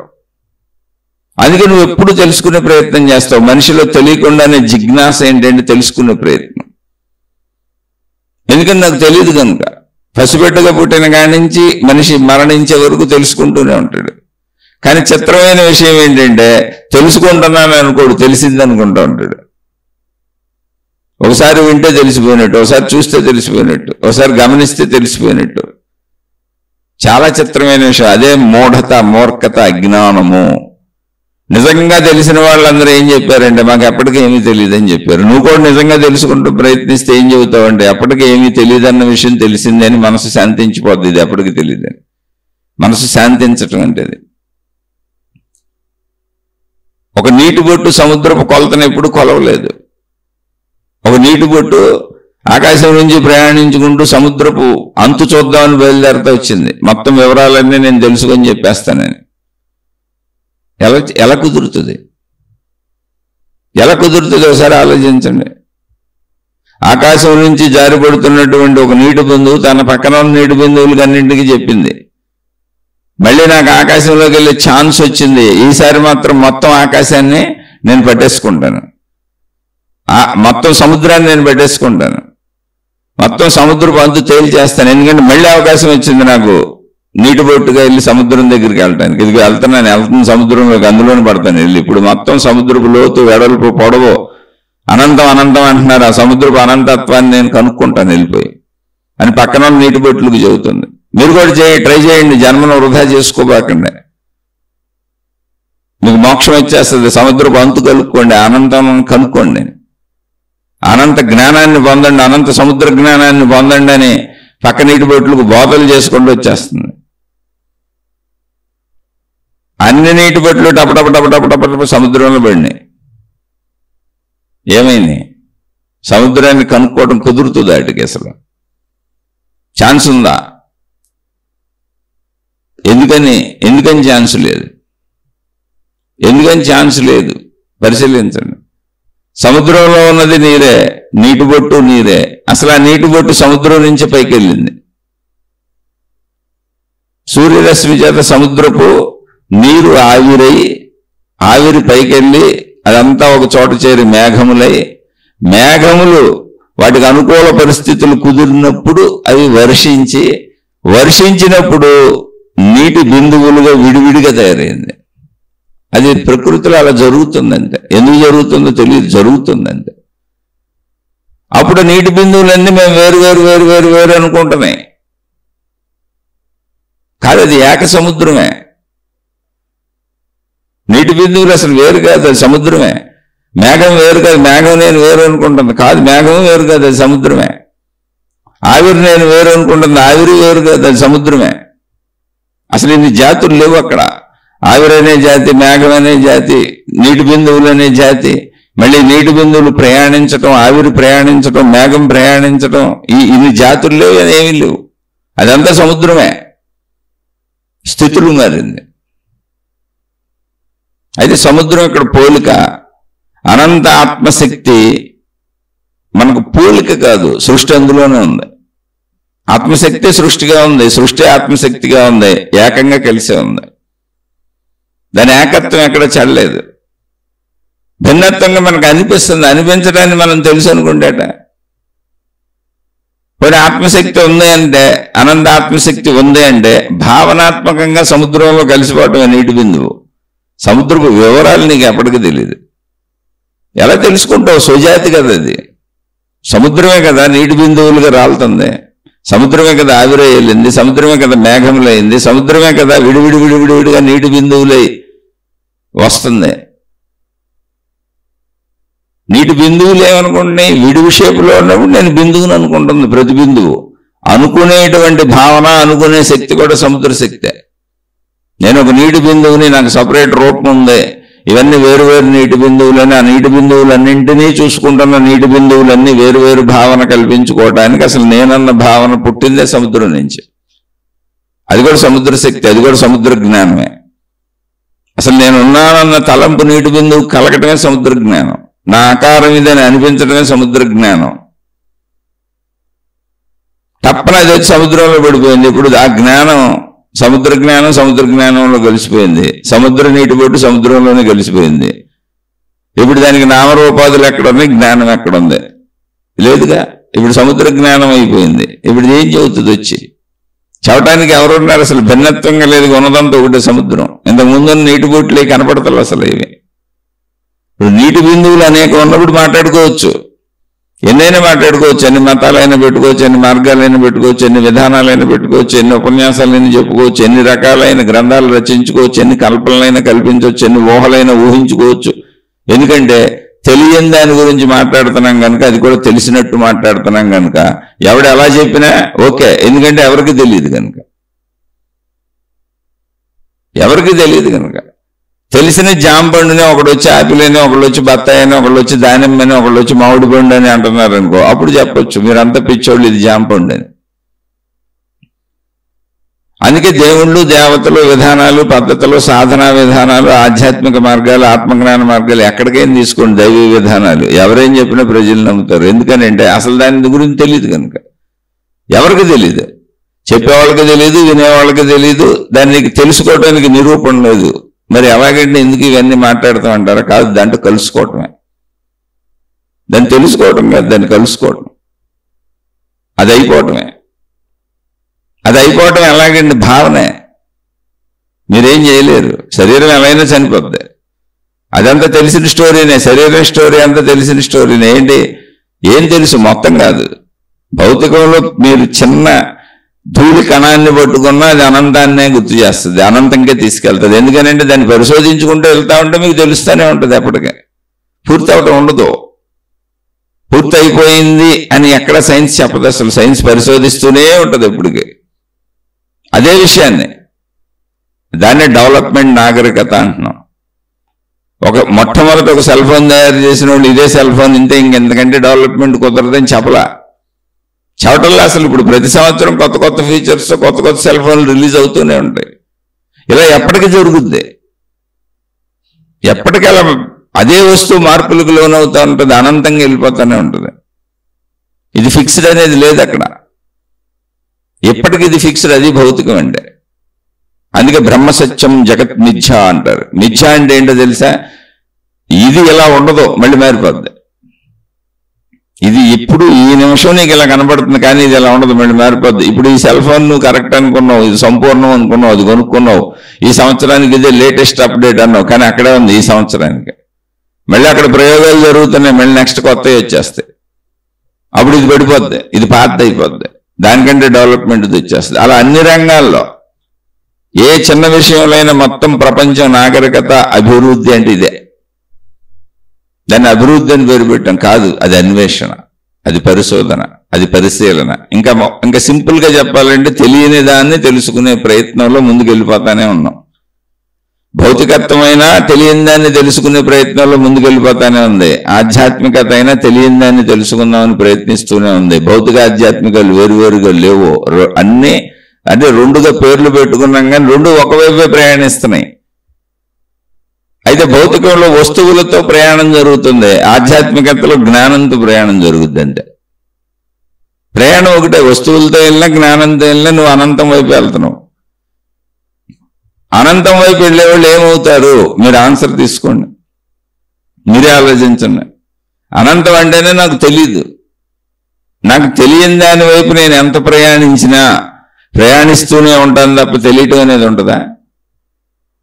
అందుకే ప్రయాణం ఒక చోట పూర్తయిపోద్ది, అదే మరణము. అన్నింటికి ప్రయాణం పూర్తయిపోద్ది భౌతికంలో, అదే మరణము. సృష్టి పూర్తి చేసేస్తుంది, ఎందుకంటే ప్రయాణం ఇంతే ఇలాగే ఉంటుంది. మళ్ళీ కొత్తగా మొదలెట్టు, ఇంకో జన్మ తీసుకో, ఇక్కడికి రెస్ట్ తీసుకో, ఓ చిన్న పాజ్, బ్రేక్, మరణం, మళ్ళీ రా, మళ్ళీ ప్రయత్నించు. అనంత సృష్టి అంటే అది. జనన మరణ చక్రాలు సాగుతూనే ఉంటాయి, ఆగదు. ఇప్పుడు నీటి బిందువులు వచ్చేసి సముద్రంలో కలిసిపోతే అయిపోయింది అనుకున్నారు స్టోరీ. నీటి బిందువులన్నీ సముద్రం అంతు చూస్తాం, కనుక్కుంటాం, అనేక సార్లు జన్మలు ఎత్తాం, ఈసారి మాత్రం ఎట్టయినా కనుక్కుంటాం, కనుక్కోవాల్సిందే అని అక్కడి నుంచి ఉపన్యాసాలు చెప్పుకుంటూ వచ్చేసినాయి. అనేక మతాలు, అనేక మార్గాలు, అనేక విధానాలు, అనేక మంది గురువులు. ఆకాశం నుంచి కిందకి ప్రయాణించే లోపల కోటాను కోట్ల నీటి బిందువులన్నీ సమూహాలు సమూహాలుగా, మతాలుగా విడిపోయి, మార్గాలుగా విడిపోయి, సాధనా పద్ధతులుగా విడిపోయి, అనేక రకాల సాధనలు చేసుకుంటూ డొల్లుకుంటూ వచ్చేస్తున్నాయి. డొల్లుకుంటూ రావడం జీవితం అనుకుంటున్నాయి. ఆ మధ్యలో ఈ గురువులు, మత పెద్దలు అనేటువంటి వాళ్ళు ఆ పక్కాటి అన్నింటికి బోధలు చేసుకుంటూ వచ్చేస్తున్నారు. జీవించటం అంతే, అదే ఆయువు ముందుకెళ్ళిపోతుంది. మనకి సముద్రపు నీటి బొట్టు పైనుంచి, ఆకాశం నుంచి సముద్రం వైపు కిందకు వస్తుంది. మన జీవితం మరణం వైపు ముందుకు వెళ్తుంది. సేమ్ ప్రయాణమే, ఆగిలేదు, ఎక్కడ ఆగిలేదు. సేమ్ నీటి బొట్టు ఎంత ఫాస్ట్గా ఆకాశం నుంచి రయ్యన కిందకు వచ్చి పడిపోవటానికి ప్రయాణించుకుంటూ వస్తుందో, మన శరీరం కూడా రయ్యన మరణానికి అలా వెళ్ళిపోతుంది. మనకు ఆ భావం లేదంటే అలా వెళ్ళిపోతుంది, మరణంలో కలిసిపోద్ది. అంటే మరణం అంటే అదే, ఏమీ తెలియకపోవటం. దాని గురించి తెలిసినట్టు బోల్డ్ పుస్తకాలు రాసుకుంటాం, అది చదువుతున్నా. ఎవరు ఏదైనా చెప్పచ్చు, ఎవరు ఏది చెప్పినా నమ్ముతాం. ఇక్కడ నమ్ముతావా నమ్మా కూడా అసలు విషయం లేదు, ఎందుకంటే తెలియని దాని గురించి ఎవరు మాట్లాడినా కరెక్టే, ఎందుకంటే అది ఎవరికి తెలియదు కనుక. అందుకే నిజమైన జ్ఞాని మౌనంగా ఉంటాడు. ఎందుకంటే తెలియదన్న విషయం బాగా తెలిసింది కనుక, తెలుసుకోవటం అసలు కుదరదన్న విషయం ఇంకా బాగా తెలిసింది కనుక. మరి ఇప్పుడు ఏం చేయాలి? అసలు తెలుసుకోవడమే కుదరనప్పుడు శాంతంగా ఉండటమే, అందులో కలిసిపోవటమే. దాన్ని తెలుసుకునే ప్రయత్నం ఎందుకు చేయటం? అదే మోక్షం. నాకు తెలియదన్న విషయాన్ని బాగా తెలుసుకునేది పాండిత్యం. ఆధ్యాత్మికతలో తెలుసుకునేదంతా పాండిత్యం. తెగ చెబుతుందండి పాండిత్యం. ఇక అనంతం. ఎన్ని గ్రంథాలైనా రచిస్తానే ఉంటారు, ఎన్ని ఉపన్యాసాలైనా చెబుతూనే ఉంటారు. ఇప్పుడు నేను చెప్పట్లే, కానీ నాకేమీ రాదని కూడా చెబుతున్నా. నాకు తెలియదు, నాకు అసలు అనుభవమే లేదు. మరి నువ్వేం మాట్లాడదు? అబ్బో బోళ్ళు మంది మాట్లాడేశారు, ఆ గ్రంథాలన్నీ చదివాను, ఆ ఉపన్యాసాలన్నీ విన్నాను, ఏదో కాలక్షేపం నాకు కూడా అవ్వాలిగా, ఈ కాలక్షేపం పెట్టుకున్నాను. చెడ్డ పనులు చేయకూడదు అనుకున్నాను. ఎవరిని అంటే చెడ్డ పనులు అంటే ఏం లేదు, ఎవరిని బాధ పెట్టకూడదు అనుకుంటున్నాను. ఎవరైనా నన్ను బాధ పెట్టినా నేను బాధపడకుండా ఉందాం అనుకుంటున్నాను. ఒకవేళ నన్ను బాధ పెట్టిన వాళ్ళని కూడా బాధ పెట్టకూడదు అనుకుంటున్నాను. అలాంటివి కొన్ని ఇక్కడ చెప్పారు ఈ ఆధ్యాత్మిక మార్గంలో. బాగుంది, అది చాలా బాగుంది. అది చివరకు నీవు నీ ఆనందత్వంలో కలిసిపోవచ్చు అని చెప్పారు. ఏంటి ఆనందత్వం? నీటి బొట్టు సముద్రంలో కలిసిపోవడం, అంతే తప్ప ఆనందత్వం నాకు ఇప్పటికే దాన్ని కలిసిపోయిన నీటి బొట్టు సముద్రం యొక్క లోతుపాట్లు చెప్పలేదు, దాని గుణగణాలు చెప్పలేదు, దాని స్వభావం చెప్పలేదు, దాని అనంత జ్ఞానం ఏంటో బయటకు వచ్చి చెప్పడానికి కుదరదు. ఎలా కుదురుతుంది? అది సముద్రం అయిపోయింది కదా. సముద్రం ఎవరికి చెబుతుంది? పోనీ అది ఒకటే కదా ఉంది. సుజాతి అది నీరు, అది నీటి బొట్టు నీరే, సముద్రము నీరే. ఆ నీటి బొట్టు సముద్రం నుంచి పైకి వెళ్ళింది, మళ్ళీ సముద్రంలోకి వచ్చి కలిసింది.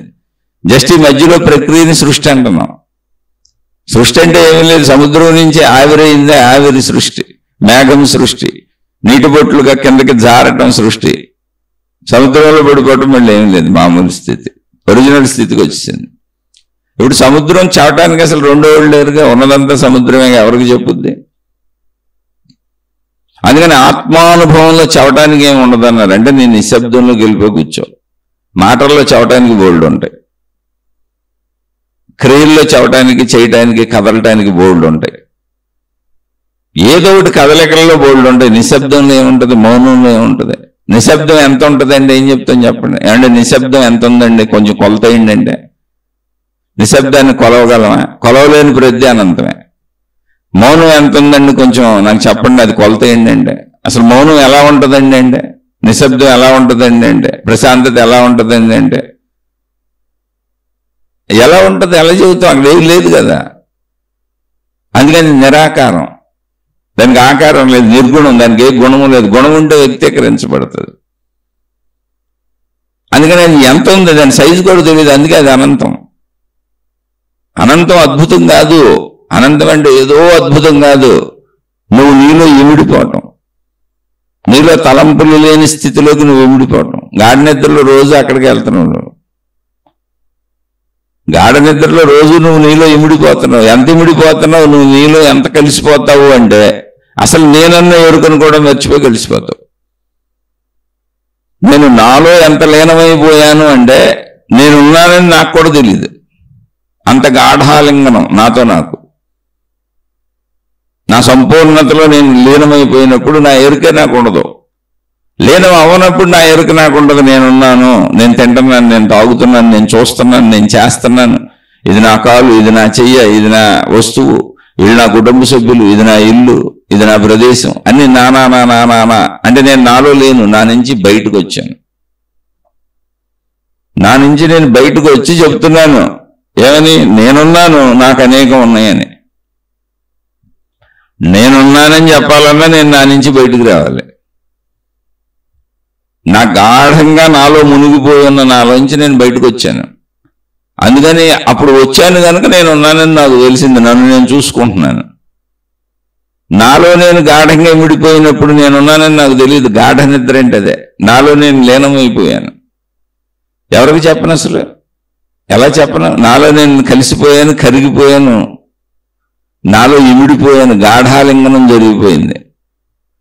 ఎంత జరిగిపోయిందంటే నేనున్నానని నాకు కూడా తెలియదు. నేనున్నానని నాకు తెలియాలంటే నా నుంచి నేను బయటికి రావాలి. అర్థం చేసుకోండి ఆ స్థితిని. ఇదే సాధన, ఇదే జ్ఞానం, ఇదే ఆధ్యాత్మికత. దీన్ని అర్థం చేసుకోండి. అసలు దేన్నో అర్థం చేసుకోవటం కాదు ప్రపంచంలో, ముందు దీన్ని అర్థం చేసుకోండి. మిమ్మల్ని మీరు తెలుసుకోండి అంటే అది, నిన్ను నువ్వు తెలుసుకోండి అది.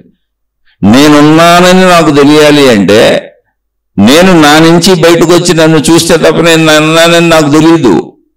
గాఢ నిద్రలో నేను లేనా? ఉన్నాగా, నేనేం చనిపోలేదుగా. మరి నాకు ఎందుకు తెలియట్లేదు అంటే నేను నాలో నేను గాఢంగా లీనమయ్యాను. అందుకే దాని పేరు గాఢ నిద్ర. మరి మెలకువ అంటే నా నుంచి నేను బయటకు వచ్చి నన్ను చూసుకుంటున్నాను. నా నుంచి నేను బయటకు వచ్చాను, నన్ను నేను చూసుకుంటున్నాను. అందుకని నేను ఉన్నానని నాకు తెలిసింది. నా నుంచి నేను బయటకు వచ్చి నన్ను నేను చూసుకున్నప్పుడు నేను ఉన్నానని నాకు బాగా తెలిసింది. ఆ తర్వాత నేను ఎలా ఉన్నానో తెలిసింది, ఎక్కడున్నానో తెలిసింది, ఎవరితో ఉన్నానో తెలిసింది, అన్నీ తెలుస్తున్నాయి. ఎందుకని నా నుంచి బయటకు వచ్చిన నేను నన్ను చూసుకుంటూ మిగిలిన అన్నిటినీ చూస్తూ అన్నిటినీ గ్రహిస్తూ తిరుగుతున్నాను. అంటే నేను బాగా బయటకు వచ్చాను. నా నుంచి నేను బాగా విస్తారంగా బయటకు వచ్చాను. ఎంత విస్తారంగా బయటకు వచ్చాను, నా నుంచి నేను ఎంత బయటకు వచ్చానంటే చాలా సందర్భాల్లో నన్ను నేను మర్చిపోయాను.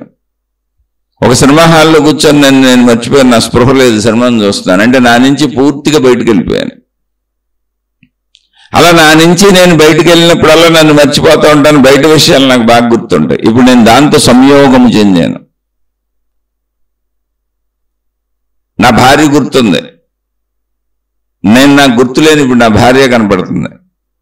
నేను నాకు గుర్తులేని నా పిల్లలే కనపడుతున్నారు.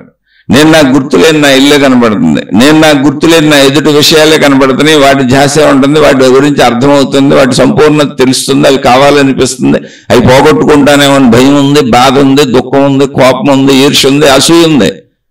అంటే నేను వాటితో కలిసిపోయాను. నేను అసలు నన్ను నేను మర్చిపోయాను. లేకపోతే నేను ఎందుకు ఏడుస్తాను, నన్ను నేనెందుకు బాధ పెట్టుకుంటాను? తెలియగలనని అయితే వాళ్ళ కోసం వాటి కోసం నన్ను నేను బాధ పెట్టుకుంటానే? నాలో ఎంత మూర్ఖత ఉందో చూసుకోండి. నాలో ఎంత మూర్ఖత ఉంది అంటే నన్ను నేనే బాధ పెట్టుకుంటాను. నా డబ్బు కోసం నన్ను నేను దుఃఖ పెట్టుకుంటాను, నా సంపదల కోసం నన్ను నేను బాధ పెట్టుకుంటాను. అంటే నా నుంచి విడిపోయి నన్ను చూసుకున్న నేను ఇప్పుడు నాకు ఎంత దూరం అయిపోయానంటే, నేను ఆ సంపదతో కలిసిపోయినా, మనుషులతో కలిసిపోయినా, వస్తువులతో కలిసిపోయినా, అవి నేనైపోయాను. అందుకని నేను నన్ను నేనే దుఃఖ పెట్టుకు ఏడుస్తున్నాను, నన్ను నేనే బాధ పెట్టుకుంటున్నాను, నాకు నేనే భయపడిపోతున్నాను, నాకు నేనే విసుగు చికాకు కోపం కల్పించుకున్నాను. అది నాకు కావాల్సిన సంతోషం కదా, నేను ఎప్పుడు హాయిగా కదా ఉండాలి. అంటే నా నుంచి నేను ఎంతగా బయటకు వచ్చేసానంటే, బయట ఉన్న వాడితో కలిసిపోయాను, నన్ను నేను మర్చిపోయాను, నన్ను నేను బాధ పెట్టుకుంటున్నానని కూడా మర్చిపోయాను. ఇప్పుడు మానవులందరికీ డబ్బు ఎంత ప్రీతి అంటే, వాళ్ళని వాళ్ళు బాధ పెట్టుకుంటున్నారన్న విషయం అసలు వాళ్ళకి తెలీదు.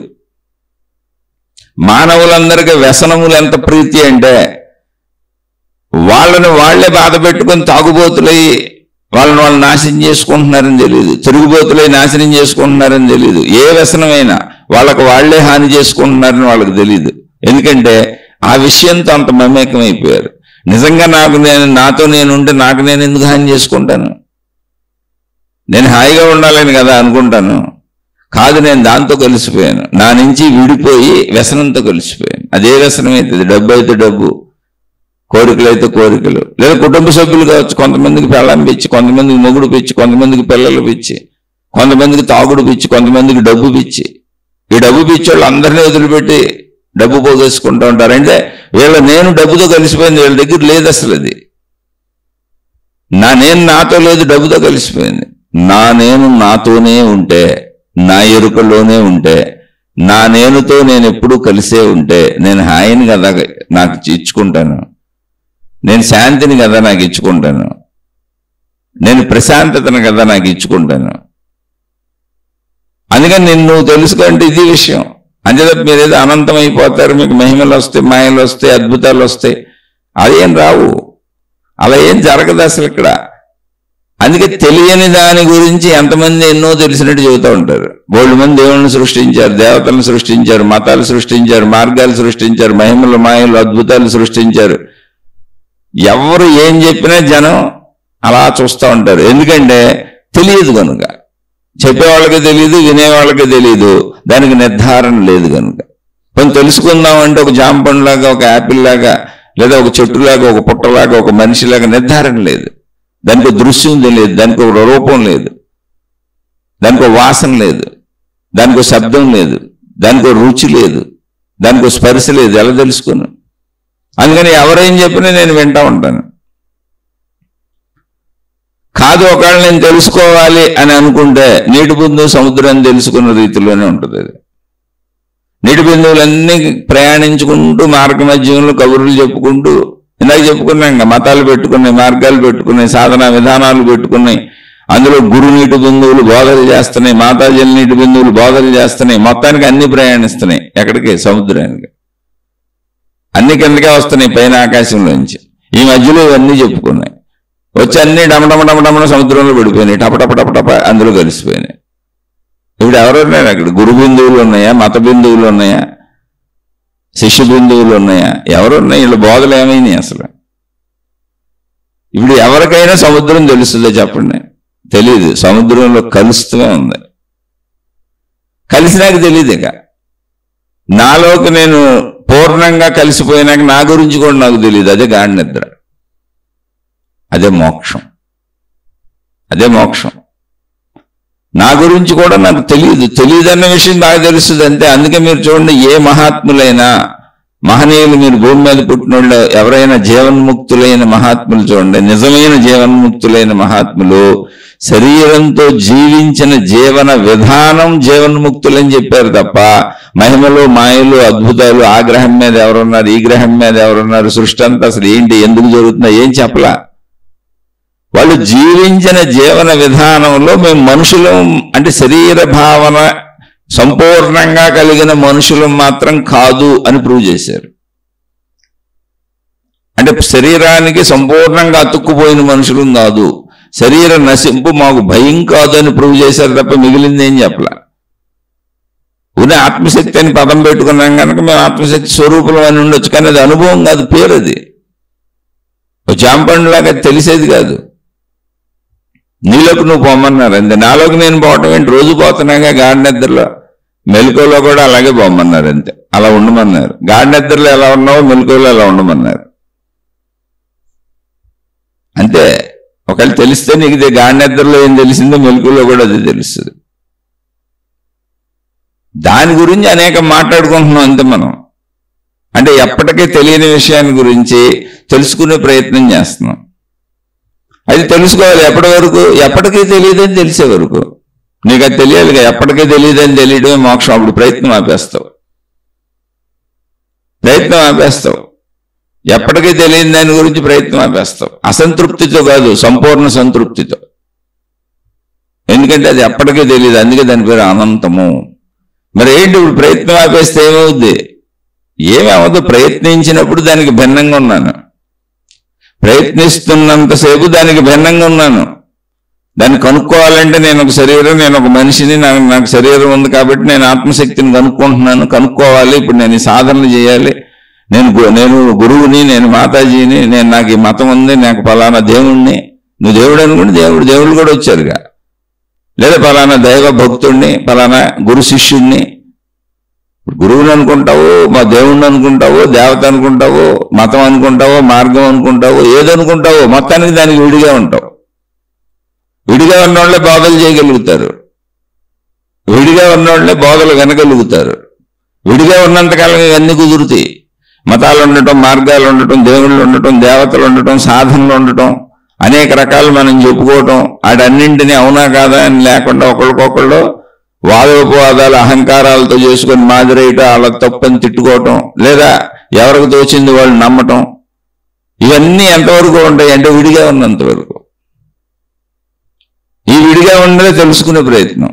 నీకు నచ్చిన మార్గంలో తెలుసుకో. మోసం చేస్తా తెలుసుకుంటావో, మోసపోతా తెలుసుకుంటావో, నిజాయితీగా తెలుసుకుంటావో, ఇదంతా భౌతికం, శరీరపరమైన విషయం. మోసం అనేది, మోసపోవటం అనేది, నిజాయితీ అనేది శరీర పదాలు. జాంకాయ, ఆపిల్కాయ, బత్తాకాయ, అరటిపండు ఇలా చెప్పుకున్నట్టుగా నిజాయితీ, మోసం, న్యాయం, ధర్మం, అన్యాయం ఇవన్నీ భౌతికమైన జీవన పదాలు, శరీర పదాలు. నీకు తెలిసేది ఎప్పుడు జీవన ప్రయాణమే. అది కూడా సంపూర్ణంగా తెలియదు. అది కూడా నీ గురించి నీకేం తెలుసు అసలు. నువ్వు నిద్రలోకి పోయి ఏమవుతున్నావు నీకు తెలియదు, నీకు మెలకువ ఎందుకు వస్తుందో నీకు తెలియదు, అసలు నీకు ఆలోచనలు ఎందుకు పుడుతున్నాయో నీకు తెలియదు, నీ శరీర నిర్మాణం ఎలా ఎందుకు ఉందో తెలియదు, అసలు ఈ వ్యవస్థ ఏంటో తెలియదు. ఊరికనే ఈ శరీరం నేనని జీవిస్తున్నావు అంతే, ఏమీ తెలియదు. పరిశీలిస్తే నాకు తెలియదన్న విషయం బాగా తెలుస్తుంది. తెలియదన్న విషయం బాగా తెలిసి సంపూర్ణంగా అందులో స్థిరత వచ్చేసి ఇక తెలుసుకునే ప్రయత్నాలన్నీ ఆగిపోయి తెలియదన్న విషయపు సంపూర్ణతతో, అసంతృప్తి కాదు సంతృప్తితో, అది ఎప్పటికీ తెలియనటువంటి ఒక అద్భుతం అనేటువంటి సంతృప్తితో నువ్వు ఆగిపోయిన రోజున నువ్వు భిన్నంగా ఉండవు, దానిలో కలిసిపోతావు. తెలుసుకుంటానని పైనుంచి రాళ్ళు పెడుతున్న నీటి బిందువులన్నీ తెలుసుకోండి మీ జన్మలు తరింపజేసుకోండి అని ఆ నీటి బిందువులతోనే సాగుతూ మతాలు, మార్గాలు, విధానాలు, పద్ధతులు ఏర్పరిచిన గురువులు, మాతాజీల నీటి బిందువులన్నీ, బోధలు చేస్తూ వచ్చిన నీటి బిందువులన్నీ మొత్తం వెళ్ళి సముద్రంలో పడినాయి. దుర్మార్గపు నీటి బిందువులు సముద్రంలోని పడి, మంచి నీటి బిందువులు సముద్రంలోని పడి, మొత్తం గురు నీటి బిందువులు సముద్రంలోని పడి, మాతాజీల నీటి బిందువులు సముద్రంలోని పడి, మత నీటి బిందువులు సముద్రంలో పడి, ఎన్ని ఉంటాయి మంచి చెడు సమస్తం సముద్రంలోనే పడినాయి. ఇప్పుడు అక్కడ సముద్రమే ఉంది.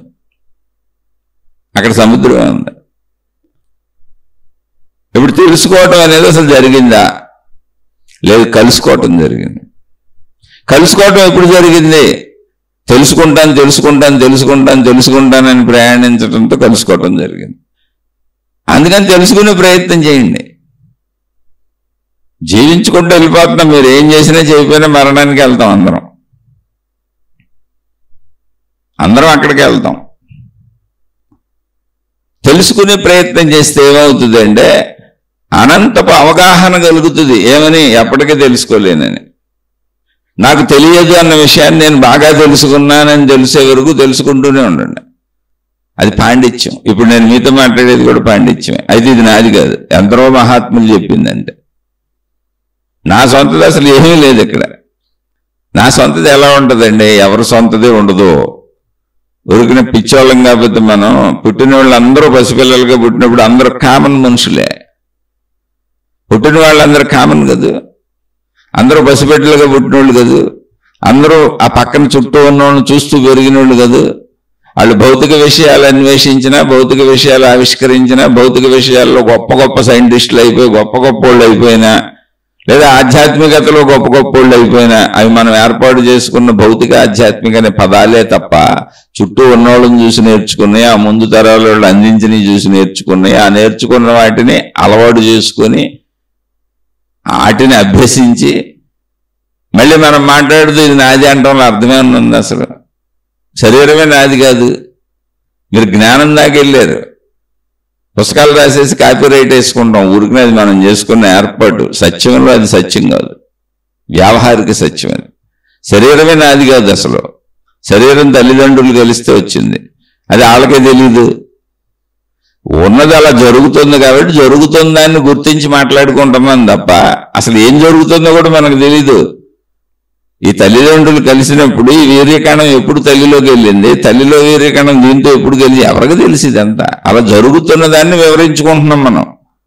మనం మాట్లాడుకునేదంతా ఆల్రెడీ సృష్టిలో జరుగుతున్న దాన్ని తెలుసుకుంటూ మాట్లాడుతున్నామండి. ఆ జరుగుతున్న దాన్ని కూడా పూర్తిగా తెలుసుకోవాలి. ఇంకా భౌతికం కూడా మనకు పూర్తిగా తెలియదు. ఎందుకంటే భౌతికం కూడా అనంతమే. అనంతము భౌతికం విడివిడిగా లేవు.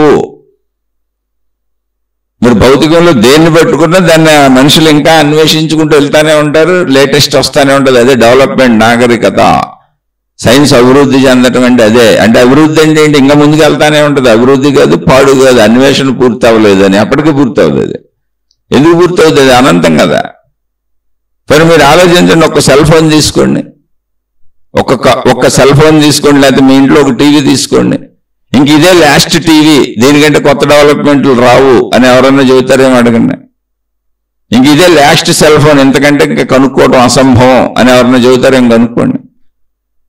లేదు, అనాదిగా అది మాడిఫై అవుతూ వెళ్తానే ఉంది. అంటే ఏంటి? ఎప్పటికి నేను కనుక్కుంది పరిమితం, ఇంతే వచ్చు నాకు. ఇంకా ప్రయత్నిస్తే ఇంకా కనపడుతుంది, ఇంకా కొత్త కొత్తగా వస్తుంది. అదే అన్వేషణ. అయితే అవన్నీ మనం డబ్బు కోసం భౌతికపరమైనటువంటి వస్తువులను పెట్టుకొని వెళ్తున్నాం. వృత్తి వ్యాపార ఉద్యోగాలు, డబ్బు పెట్టుకున్నాం. అందుకని ఆ డెవలప్మెంట్ల వైపు వెళ్తున్నాం. అది తప్ప రైట్ కాదు, అది కూడా అనంతమే.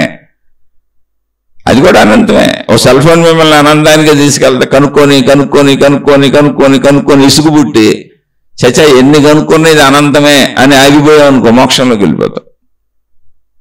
ఎందుకని ఉన్నది ఒకటే, మోక్షం కూడా పేరే. నీటి బొట్టు సముద్రంలో కలిసిపోవడం అంతే. నువ్వు ఆ తెలియని తనంలో కలిసిపోవాలి అంతే. తెలియదు అనేది ఇక్కడ శాశ్వతం. అదే ఆకాశ స్థితి.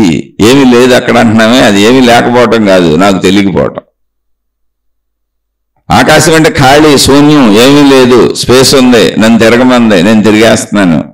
మనిషిని తిరుగుతాను, సైకిళ్ళు వేసి తిరుగుతాను, బస్సులు వేసి తిరుగుతాను, విమానాలు వేసి తిరుగుతాను, ర్యాకెట్లు వేసి తిరుగుతాను. స్పేస్ ఉందండి, ఖాళీ. దానికి స్పేస్ అని పేరు పెట్టాను, శూన్యం అని పేరు పెట్టాను. అక్కడ ఏమీ లేదన్నాను. ఏమీ లేదని ఎవరో, నేను నాకు తెలియదు అని అర్థం. ఏమీ లేదండి కాదు అర్థం. ఏమీ లేదు ఈజ్ ఈక్వల్ టు నాకు తెలియదు. శూన్యము ఈజ్ ఈక్వల్ టు నాకు తెలియదు. ఆకాశము ఈజ్ ఈక్వల్ టు నాకు తెలియదు. అయ్యో అసలు అక్కడ ఏం కనపడతలేదండి బాబు, ఆకాశంలో ఏముందని అంటే ఈజ్ ఈక్వల్ టు నాకు తెలియదు. నీకు తెలియదయ్యా. నీకు తెలియని దాన్ని నువ్వు తెలియదని చెప్పు, లేదని చెబుతావండి. కానీ మనం అలాగే మాట్లాడుకుంటాం. ఎందుకని? తెలిసినట్టు. నాకు తెలిసినట్టుగా ఆకాశంలో ఏమీ లేదండి, ఆకాశం శూన్యం అండి. అంటే తెలిసిన భావన, అదే అహంకారము. నాకు తెలుసు అన్న భావనలోంచి అక్కడ ఏం లేదని చెప్పడం అహంకారం. ఈ అహంకారం కలిగిన వాళ్ళు తెలుసుకునే ప్రయత్నం చేస్తానే ఉండాల్సింది, అదే జ్ఞానం. తెలుసుకుంటా ప్రయత్నించుకుంటూ ఉండు.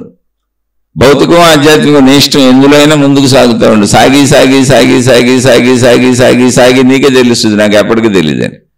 ఓ సెల్ ఫోన్ పట్టుకుంటే అది ఎప్పటికీ పూర్తి అవుతుంది. మొదటి సెల్ ఫోన్ ఎప్పుడు కనుక్కున్నారో చూడండి.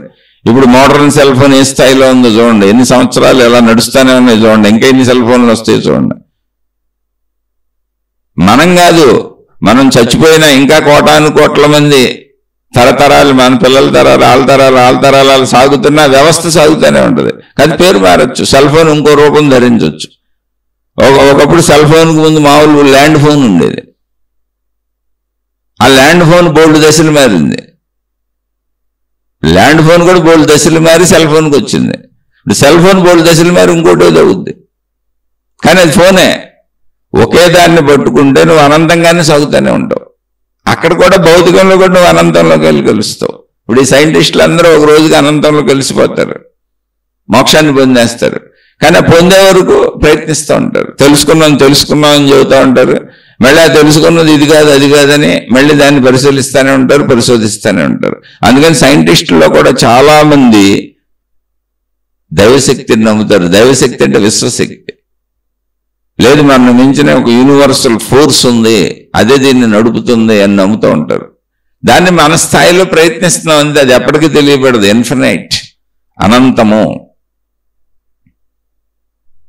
అనంతం అంటేనే తెలియదని అర్థం సార్. అనంతం అంటేనే తెలియదు అని. అందులో జ్ఞానము అంటే తెలుసుకుంటున్నాను, తెలిసింది అని. తెలియట జ్ఞానము, తెలియకపోవటం అజ్ఞానం. ఏం తెలిసింది? జామ చెట్టు. ఎవరు చెప్పారో జామ చెట్టు అని? మనుషులు పెట్టుకున్న పేరు అది. పేరు తెలిసింది అంతే. అది తినొచ్చు అని తెలిసింది అంతే. అంతే తప్ప అసలు దాని గురించి ఏం తెలుసు? అది ఆల్రెడీ ఇక్కడ సృష్టిలో ఉంది. ఎందుకుందో నాకేం తెలుసు, ఎలా ఉందో నాకేం తెలుసు, అది తింటే నా శరీరానికి ఎందుకు ఉపయోగపడుతుందో నాకేం తెలుసు, అది ఎలా జీర్ణం అవుతుందో నాకేం తెలుసు, అసలు అది ప్రకృతిలో అది అలా ఎందుకు తయారవుతుందో నాకేం తెలుసు. కానీ జరుగుతున్న దాన్ని చూసి ఇలా జరుగుతుందని చెప్పుకోనే తెలిసింది అంటున్నాను నేను. భౌతికం అంటే అది. నేను తెలిసింది అనేది అంతా కూడా ఆల్రెడీ జరుగుతున్నది, నేను కనుగొన్నది కాదు. ఏది నేను కనుగోలేదు, ఇక్కడ జరుగుతుంది. అలా ఆ జరుగుతున్న విషయాన్ని తెలుసుకున్నాను. తెలుసుకున్న దాన్ని చెప్పి నాకు తెలిసిపోయింది అంటున్నాను. ఎలా తెలిసిపోయింది? అసలు ఎందుకు ఉంది అక్కడ అని దాని ఆది నాకు తెలీదు.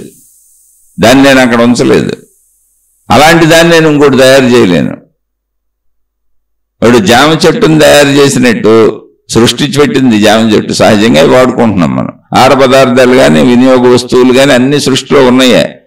సృష్టిలో లేని ఒక కొత్త పండును సృష్టించును ఎలా కుదురుతుంది? నాకు సృష్టి చేయటం ఏమొచ్చు రాదు. అసలు నా పిల్లలు కూడా నేను భార్య భర్తలను కలిస్తే పుట్టారు. వాళ్ళు పుడతారో పుట్టరో కూడా మాకు తెలియదు. పుట్టుకొచ్చారు అంతే. పుట్టుకొస్తే పుట్టేశారని అందరూ సంబరపడి పెంచుకుంటే నేను కూడా అలాగే పెంచుకున్నాను. అంతకుమించి నాకేం తెలియదు. అంతకుమించి నాకు తెలియదు. చెట్టును సృష్టించడం ఏంటి? నేను ఏం చేయలేను. కానీ ఏమీ చేయలేనని నీకు ఎలా తెలుస్తుంది?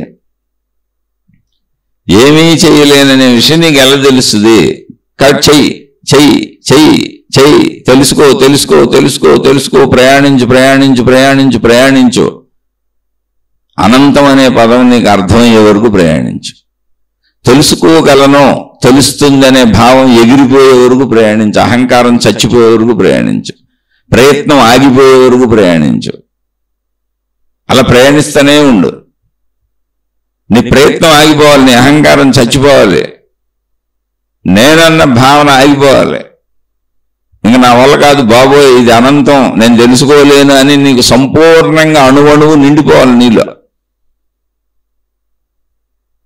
అప్పుడు తెలుసుకోలేను అనేటువంటి భావం, ఆ తెలియనిది ఏదుందో అందులో కలిసిపోద్ది.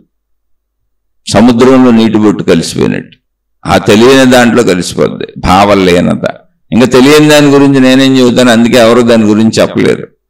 అది పేరు పెట్టాం, ఆత్మశక్తి అని, మోక్షం అని, ఆత్మసాక్షాత్కారం అని. కానీ అక్కడ కూడా చెప్పారు మహాత్ములు, అది స్వయం అనుభవం తప్ప చెప్పలేము అని. చెప్పగలిగింది అయితే, అనుభవం అయితే వాళ్ళకి నోరు ఉంది, కళ్ళు ఉన్నాయి, చేతులు ఉన్నాయి, అన్ని చెప్పినట్టు చెప్పేవాళ్ళు కదా.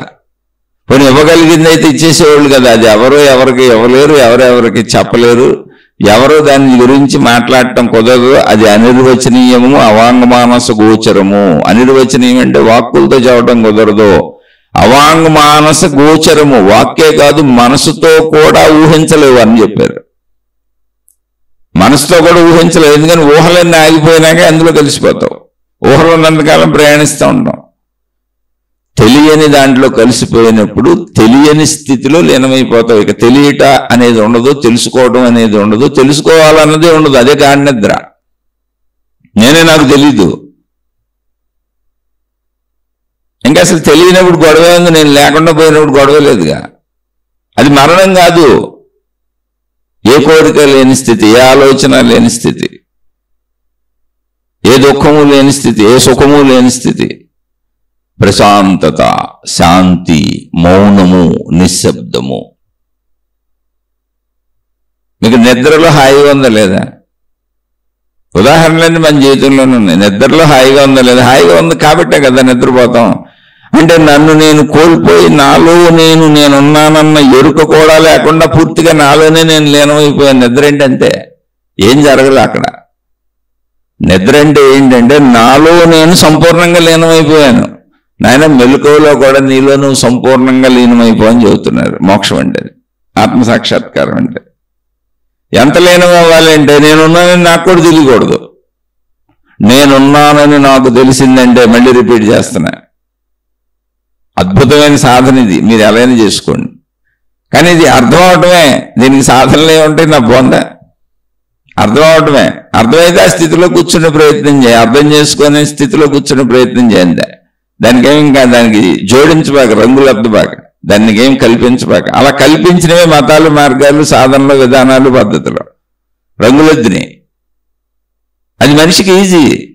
ఏదో ఒక దాన్ని చూపిస్తే మనిషికి ఈజీ, ఏదో ఒక దాన్ని వినిపిస్తే మనిషికి ఈజీ, ఏదో ఒక దాన్ని తినిపిస్తే మనిషికి ఈజీ, ఏదో ఒక వాసన చూపిస్తే మనిషికి ఈజీ, ఏదో ఒక స్పర్శ తగిలితే మనిషికి ఈజీ. కానీ అవన్నీ నిజం కాదు. అవన్నీ నిజం కాదు, పరిమితాలు. అది అపరిమితం, అనంతం. అది అపరిమితం, అనంతం. అసలు తెలియబడదు, మనసుతో కూడా ఊహించలేమని చెప్పారు. మనిషి దగ్గర ఉన్న హయ్యెస్ట్ మనసు, మనిషి దగ్గర ఉన్న హయ్యెస్ట్ శక్తి ఏంటంటే మనసు. అది ఊహిస్తూ ఉంటుంది. మనోవేగం సామాన్యమైన వేగం కాదు, ఇక దాన్ని మించిన వేగమే లేదు. స్మరణ మాత్రం చేత అది ఎక్కడికైనా వెళ్ళిపోద్ది మనసు. దాంతో కూడా నువ్వు పట్టుకోలేవు, ఊహించలేవు. దాన్ని కూడా మెడిసి లోపల పెట్టుకోమని చెప్పారు మనకు. నీ మనసుని లోపల పెట్టుకోమని, దాన్ని బయట తెప్పాకమని. ఎందుకంటే బయట తిప్పితే నీకు తెలుస్తూ ఉంటుంది. తెలిసిందంతా నీకేమి అర్థమైంది కాదు. మళ్ళీ జాగ్రత్తగా అర్థం చేసుకోండి. ఒక విషయం నాకు తెలుసు అంటే అది ఇంతకు ముందు నీకు తెలిసింది అయి ఉండాలి, లేకపోతే నువ్వు దాన్ని తెలుసు అని చెప్పలేవు. లేదా ఇంతకు ముందు దాన్ని తెలుసుకున్న వాళ్ళు ఎక్కువ మంది అంగీకరించి అవునండి అది తెలుసు అని చెప్పి ఉండాలి.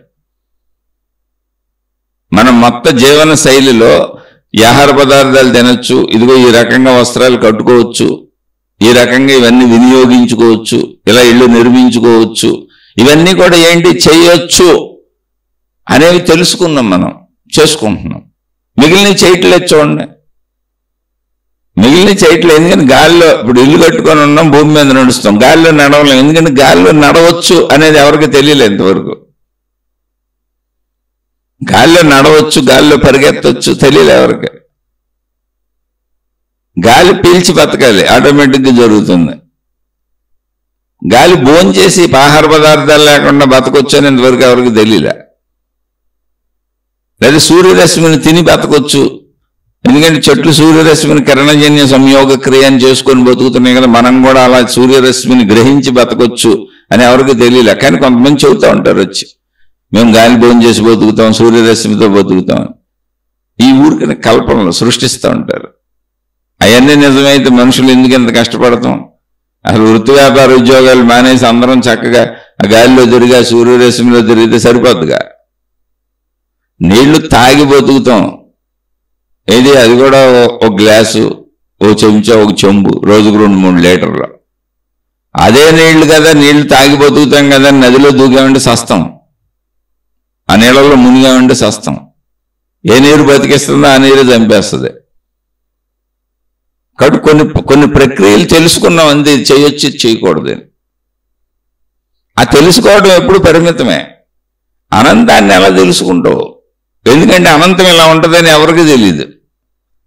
అనంతం యొక్క స్థితిని చెప్పగలిగిన వాళ్ళు ఎవరు లేరు. నీటి బొట్లు సముద్రంలో కలిసిపోయినట్టు అంతే. అందుకని కలిసిన వాళ్ళు చెప్పారు, దాని గురించి చెప్పలేము అని.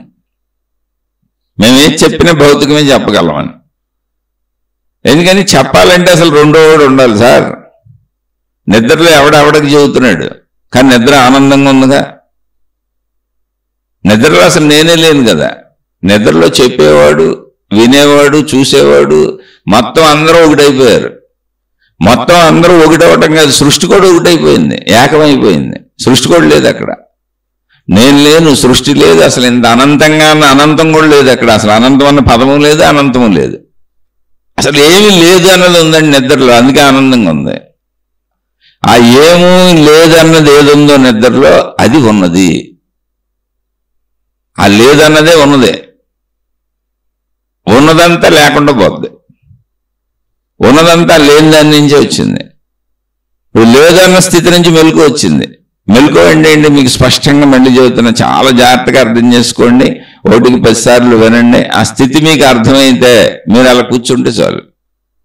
కూర్చొని ఏం చేయాలి, ఎక్కడ కూర్చోవాలి, ఎలా కూర్చోవాలి, మళ్ళీ చిత్ర విచిత్ర ప్రశ్నలు అసలు అడగొద్దు. మీకు నచ్చినట్టు కూర్చోండి, లేదా పడుకోండి, మీ ఇష్టం. అది అర్థం చేసుకోండి. మెలకువ అంటే ఏంటి అంటే, నాలోంచి నేను వచ్చా, నాకు దూరంగా బయటకు వచ్చి నన్ను నేను చూసుకుంటున్నా. నాలోంచి నేను విడిగా వచ్చి నన్ను నేను చూసుకున్నా. అప్పుడు నాకు నేనున్నానని తెలిసింది. నేనున్నానని నేనే చెబుతున్నా ఎవరికై, ఇంకొకళ్ళకి. నేనున్నానని నాకు నేను కూడా చెప్పుకుంటున్నా. నేనున్నానని నాకు నేను చెప్పుకుంటేనే నేనని నాకు మెలకువ వచ్చి తెలిసింది. అంటే మెలకువకు ముందు నేను నాలో కలిసిపోయాను. ఎంత కలిసిపోయాను అంటే, గాఢంగా ఎంత కలిసిపోయానంటే నేనున్నానని కూడా నాకు తెలియదు. నువ్వు మెలకువ వచ్చి నాకేమొచ్చింది, నేనున్నానని నాకు తెలిసింది. అంటే నాలోంచి నన్ను తెలుసుకునేలా బయటకు వచ్చాను. నన్ను నేను ఇప్పుడు తెలుసుకుంటున్నాను. అంటే నేను అక్కడ తెలుసుకునేవాడిని ఒకడున్నాను, తెలుసుకుంటున్నవాడిని ఒకడున్నాను. తెలుసుకుంటున్న వాడికి తెలియబడేవాడు ఒకడు ఉండాలిగా, ఉన్నాడు. అందుకని నేను ఉన్నానని నాకు తెలిసింది. తర్వాత అక్కడి నుంచి ఇంకా మొత్తం నా భార్య, నా పిల్లలు, నా ఇల్లు, నా ఆస్తిపాస్తులు, నా శరీరం. ముందు నా శరీరం కదా, ఈ శరీరం, ఈ మనసు, ఈ బుద్ధి, ఈ అహంకారం మొత్తం నా గురించి అన్నీ తెలిసిపోయినాయి. అక్కడి నుంచి నా ఇల్లు, నా వాళ్ళు, నా సంపదలు అదంతా తెలిసింది. అక్కడి నుంచే మొత్తం నా ప్రపంచం తెలిసింది. అంటే నేను ఎంత దూరం వ్యాప్తి చెంది వెళ్ళిపోయింది చూడండి. ముందేమో మెలకువ అంటే నా నుంచి నేను విడిపోయి నన్ను నేను చూసుకున్నా, నన్ను నేను తెలుసుకున్నా. అంటే తెలుసుకునేవాడు ఒకడున్నాడు, తెలియబడేవాడు ఒకడున్నాడు. తెలియబడేవాడిని చూసి తెలుసుకునేవాడు చెబుతున్నాడు, నేను నాకు తెలిసాను, మెలకువ వచ్చింది, నేనున్నాను అని. అక్కడి నుంచి ఇంకా ఈ శరీరం తెలిసింది, శరీరానికి సంబంధించిన సమస్తం తెలిసినాయి, అదే మనసు. అక్కడి నుంచి ప్రపంచం మొత్తం తెలిసింది. అందుకే మానస గోచరం అన్నాడు. మనసుతో కూడా దాన్ని పట్టుకోలేమన్నాడు. ఎందుకంటే మనసు అంతా కూడా మళ్ళీ వెళ్ళి నాలో విలీనం అయిపోతుంది. అలా విలీనమైతే గాని అనంతత్వంలో కలవదు. అది అనంతత్వంలో కలిసిపోయిన మనసు ఉండదు. ఇంకా గాఢ నిద్రలో జరిగింది అదే. అంటే ఇప్పుడు నేను వ్యాపించుకుంటే ఎక్కడికి వెళ్ళాను, ముందు నాలోంచి బయటకు వచ్చి నన్ను తెలుసుకున్నాను, తర్వాత శరీరంలోకి వచ్చి శరీరమే నేనన్నాను, తర్వాత మనసులోకి వచ్చి మనసే నేనన్నాను, లేదా ముందు మనసులోకి వచ్చి మనసే నేనన్నాను, తర్వాత శరీరం నేనన్నాను, ప్రాణం నేనన్నాను. ఇంకా ఎన్ని నేనంటున్నానో ఎన్ని నేనన్నాను. అహంకారం చిత్తం ఎన్ని పెట్టుకుంటే అన్ని పేర్లు, ఇంద్రియాలు, బుద్ధి అన్ని నేనన్నా మొత్తం శరీరపరంగా. అక్కడి నుంచి నా ఇల్లు, నా ఆస్తిపాస్తులు అన్నా అక్కడికి వ్యాపించాను. వాటికి అతుక్కున్నాను వెళ్ళి. ఇప్పుడు అతుక్కోపోతే నా ఆయన ఎందుకు చెబుతాను? అన్నింటికి అతుక్కుపోతున్నా ఇల్లు. అంటే నా నుంచి దూరంగా జరిగిపోతున్నా, నా మూలం నుంచి, నా అసలు నేను నుంచి దూరంగా జరిగిపోతున్నా. మెలకువ అంటే అది. అక్కడి నుంచి వృత్తి, వ్యాపార, ఉద్యోగాలు, రోడ్లు, ప్రపంచం, స్నేహితులు మొత్తం ప్రపంచం అంతా వెళ్ళాను. ఎంత దూరం వెళ్ళానంటే అసలు నన్ను నేనే మర్చిపోయాను. నన్ను నేను మర్చిపోయి ధన సంపాదనలో పడిపోయాను, వ్యసనాల్లో పడిపోయాను, వస్తువుల్లో పడిపోయాను, ఇష్టాల్లో పడిపోయాను, అయిష్టాల్లో పడిపోయాను, సత్కార్యాలని ఆటుల్లో పడిపోయాను, మతాలని వీటిల్లో పడిపోయాను, దేవుళ్ళని అందులో పడిపోయాను. మీరు ఏదైనా అనుకోండి, నువ్వు మర్చిపోయి పడిపోయినాయి అవన్నీ. మీరు ఏదైనా కానివ్వండి, అది మంచి చెడు కాదు. ప్రపంచంలో మీరు ఎంత తిరగండి, దేవుడి పేరుతో తిరగండి, మతం పేరుతో తిరగండి, మార్గం పేరుతో తిరగండి, నేను నా నుంచి విడిపోయే దాంతో కలిసిపోతున్నాను. ఎంత కలిసిపోతున్నానంటే అది నాకు సుఖదుఖాలు అయిపోయింది. నిజంగా నాతో నేను ఉన్నప్పుడు, నాలో నేను ఉన్నప్పుడు, గాఢ నిద్రలో నేను ఉన్నప్పుడు నాకు అసలు ఏ అవసరత లేదు, ఏ కోరిక లేదు, ఏ ఇష్టం లేదు, ఏ అయిష్టం లేదు. అసలు నేనే లేను అక్కడ. నాకు సుఖము లేదు, దుఃఖం లేదు. అద్భుతమైన శాంతి ఉంది. అందుకే నిద్ర ఆనందంగా ఉంది. ఆ శాంతి అనేది కూడా పదమే, ఆ స్థితిని చెప్పలేము. ఆనందం అనేది కూడా పదమే, ఆ స్థితిని చెప్పలేము. నిద్రా స్థితిని ఎలా చెబుతారు చెప్పలేము. కానీ బాగుంది అనేది తెలుసు, బాగుందనేది కూడా పదమే.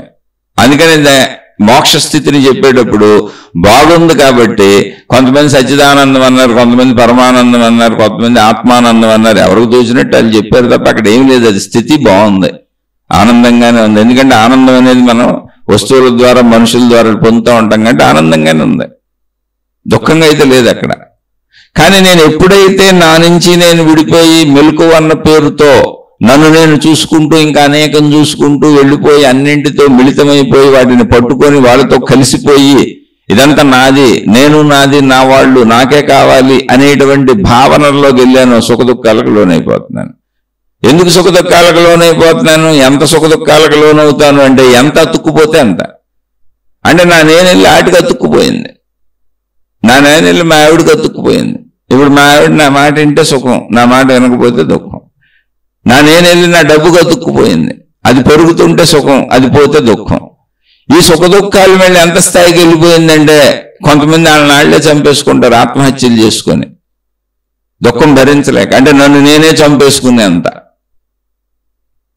ఇక పిచ్చతనం ఎంత పీక్స్ లో ఉందో కరెక్ట్ అయిన సత్యం జ్ఞానం తెలుసుకుంటే అర్థమవుద్ది మనిషికి. అందుకని తెలుసుకుంటానే ఉండు. భౌతికంలో అయినా తెలుసుకో, సైంటిస్ట్ పేరుతో, లేదా వృత్తి వ్యాపార ఉద్యోగాలు, ఏదో ఒకటి భౌతికంలో అయినా తీవ్రంగా అలా తెలుసుకుంటూ బతుకు.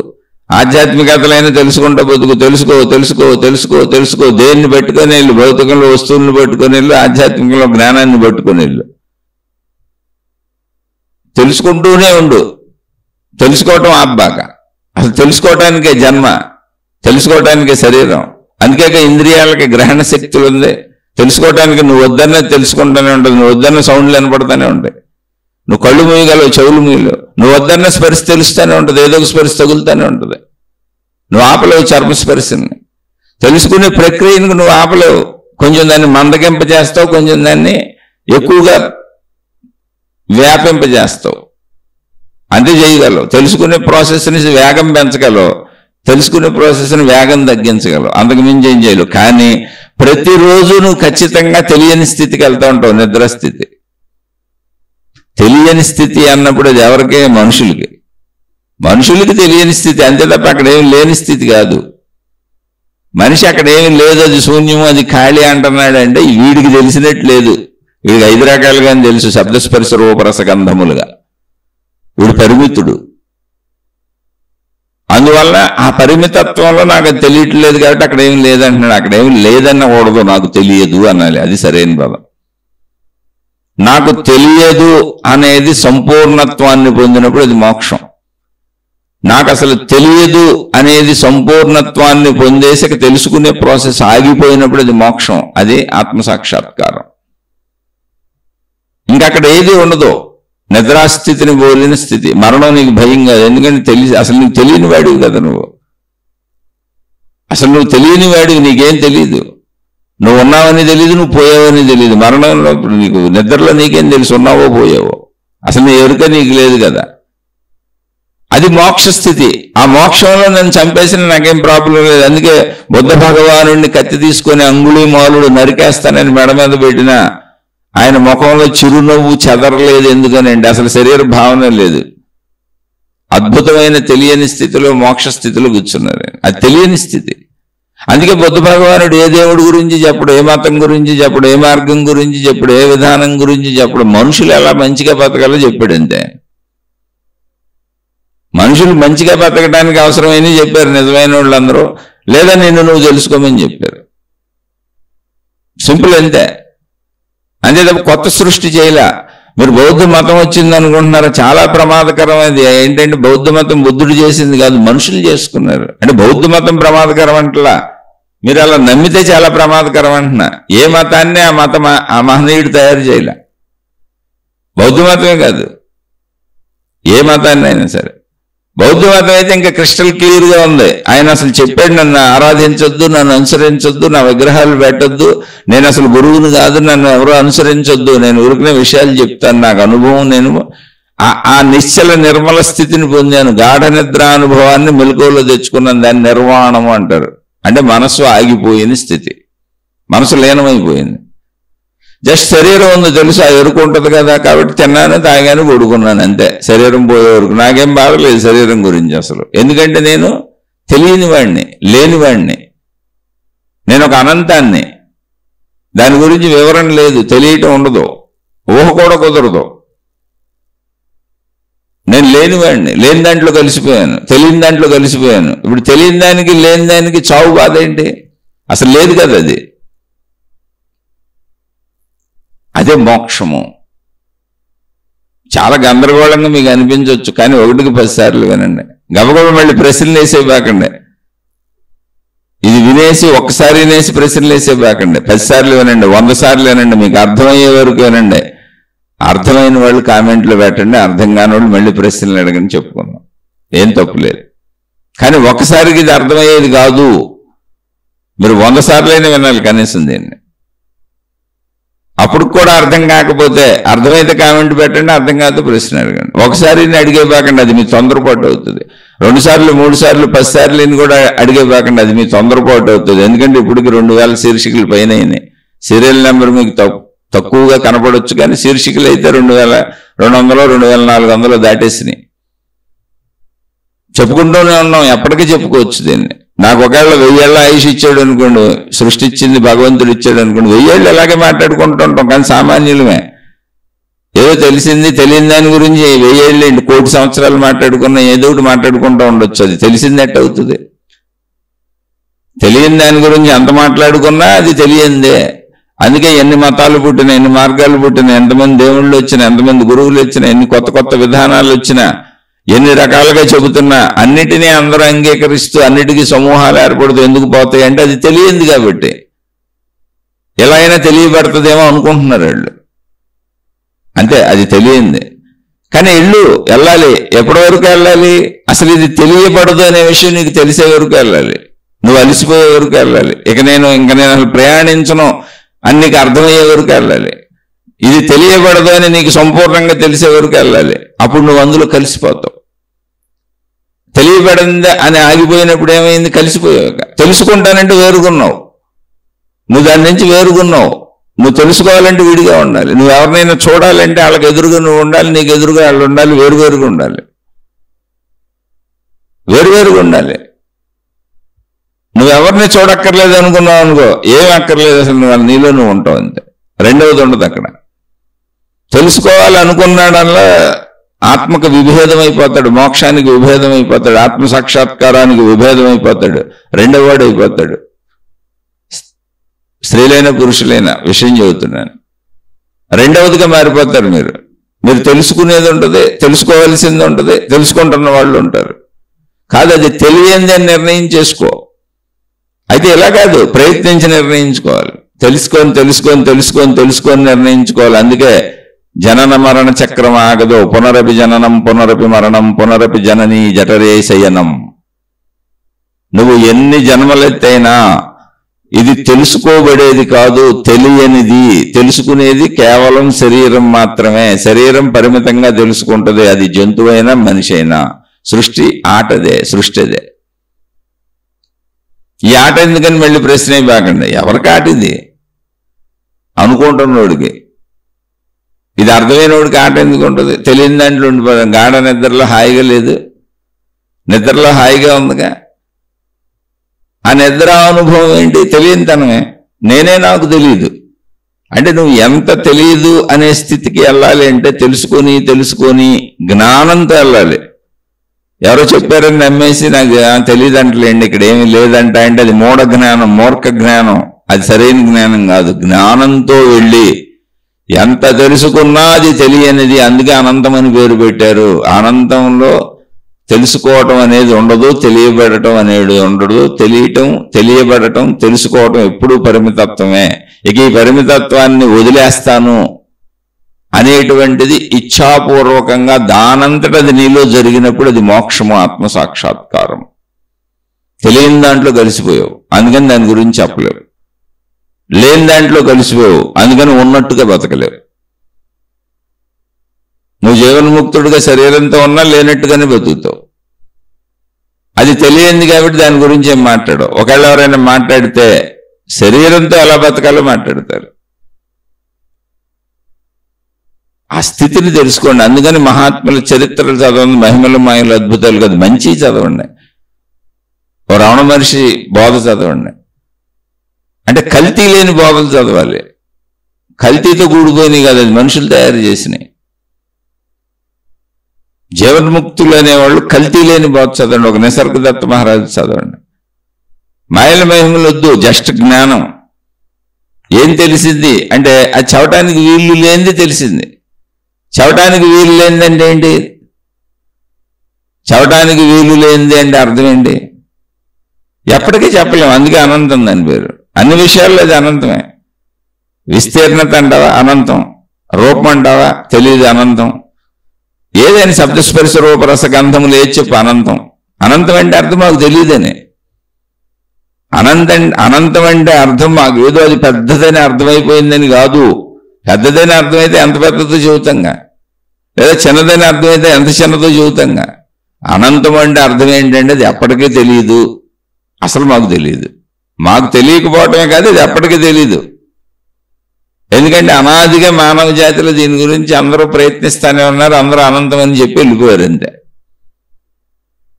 అనంతం అంటే ఎప్పటికీ తెలియబడదు. తెలియబడదు కనుక తెలుసుకోవటం ఆపేస్తే అందులో కలిసిపోతావు అంతే. తెలుసుకుంటాను అన్నంతకాలం నువ్వు రెండవ వాడిగా, రెండవ దానిగా ఉంటావు. తెలుసుకునేవాడు ఒకడు ఉంటాడు, తెలియబడేది ఒకటి ఉంటుంది. అందుకని మూర్ఖతతో ప్రయత్నించకుండా బద్ధకంగా ఈ శీర్షికలు వినేసి, నాబోటోళ్ళు ఏదో చెప్పింది వినేసి అది తెలియబడదంటలేండి అని అన్ని అర్థమైనట్టు చిలక పలుకులు పలకండి. నువ్వు విపరీతమైనటువంటి ప్రయత్నాలు చేసి, సాధనలు చేసి, తపస్సులు చేసి, దానికోసం తప్పించి, అలా జీవించి, జీవితంలో మంచిగా జీవించి, త్యాగపూరిత జీవితం జీవించి, అన్ని రకాల ప్రయత్నాలు చేసి అప్పుడు నీకు జ్ఞానోదయం అవుతుంది. ఏమని అంటే అది తెలియబడదు. ఎంత ప్రయత్నించినా అది తెలియబడదు. ఈ ప్రయత్నాలన్నీ శరీర ప్రయత్నాలు. ఇదంతా పరిమితమైన జ్ఞాన ప్రయత్నము, మేధా ప్రయత్నము. అది ఎప్పటికీ తెలియబడని అనంతత్వము అని దాని ఒడిలో అలా కరిగి కలిసిపోతావు, దానిలో లీనమైపోతావు. ఆకాశతత్వంలో ఇమిడిపోతావు. నీ ఎంటిటీ కూడా ఉండదు, దేని ఎంటిటీని ఉండదు. సముద్రంలో కలిసిపోయిన నీటి బొట్టు ఎలా అవుతుందో నీ భావం ఆకాశ భావంలో కలిసిపోద్ది అంతే.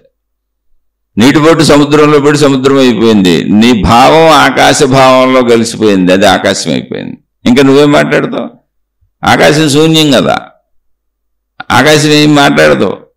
ఎవరేం చేసిన ఊరుకుంటుంది, దానిలో ఎవరైనా తిరగచ్చు. ఆకాశ గుణాలన్నీ జీవన్ముక్తులకు వచ్చేస్తాయి. ఒకవేళ శరీరంతో వాళ్ళు ఉంటే ఆకాశ లక్షణాలనే ప్రదర్శిస్తారు. వాళ్ళు ఎవరిని తిట్టరు, కొట్టరు, ఎవరి జోలికి వెళ్ళరు. వాళ్ళని ఏం చేసినా కూడా వాళ్ళు ఏమనరు. మీరు జీవన్ముక్తుల చరిత్రలు చదువుకుంటే అద్భుతంగా ఉంటాయి. అది ఒక ఆకాశ స్థితిని శరీరంతో వ్యవహరించి చూపిస్తారు, జీవించి చూపిస్తారు. లేకపోతే రమణ మహర్షి మత్తవకుండా చేయికి వస్తానని 3 సార్లు వస్తే మౌనంగా కూర్చోవటం ఏంటి? ఆకాశ స్థితి. అంత రమణాశ్రమం కట్టి అన్ని వేల మంది, లక్షల మంది భక్తులు వచ్చి అయ్యా ఇదంతా మీదేనని ఆయన పాదాల మీద పడిపోతుంటే, నేను కూడా ఒక భిక్షకుడిని, భోజనాలకు భిక్షకుడి లైన్లోకి వెళ్ళి నుంచున్నటువంటి ఆయన, నేను రమణాశ్రమం ఏంటి, నేను యజమాని ఏంటి, నాకు యజమానిత్వం ఎక్కడుందన్నాడు ఆయన.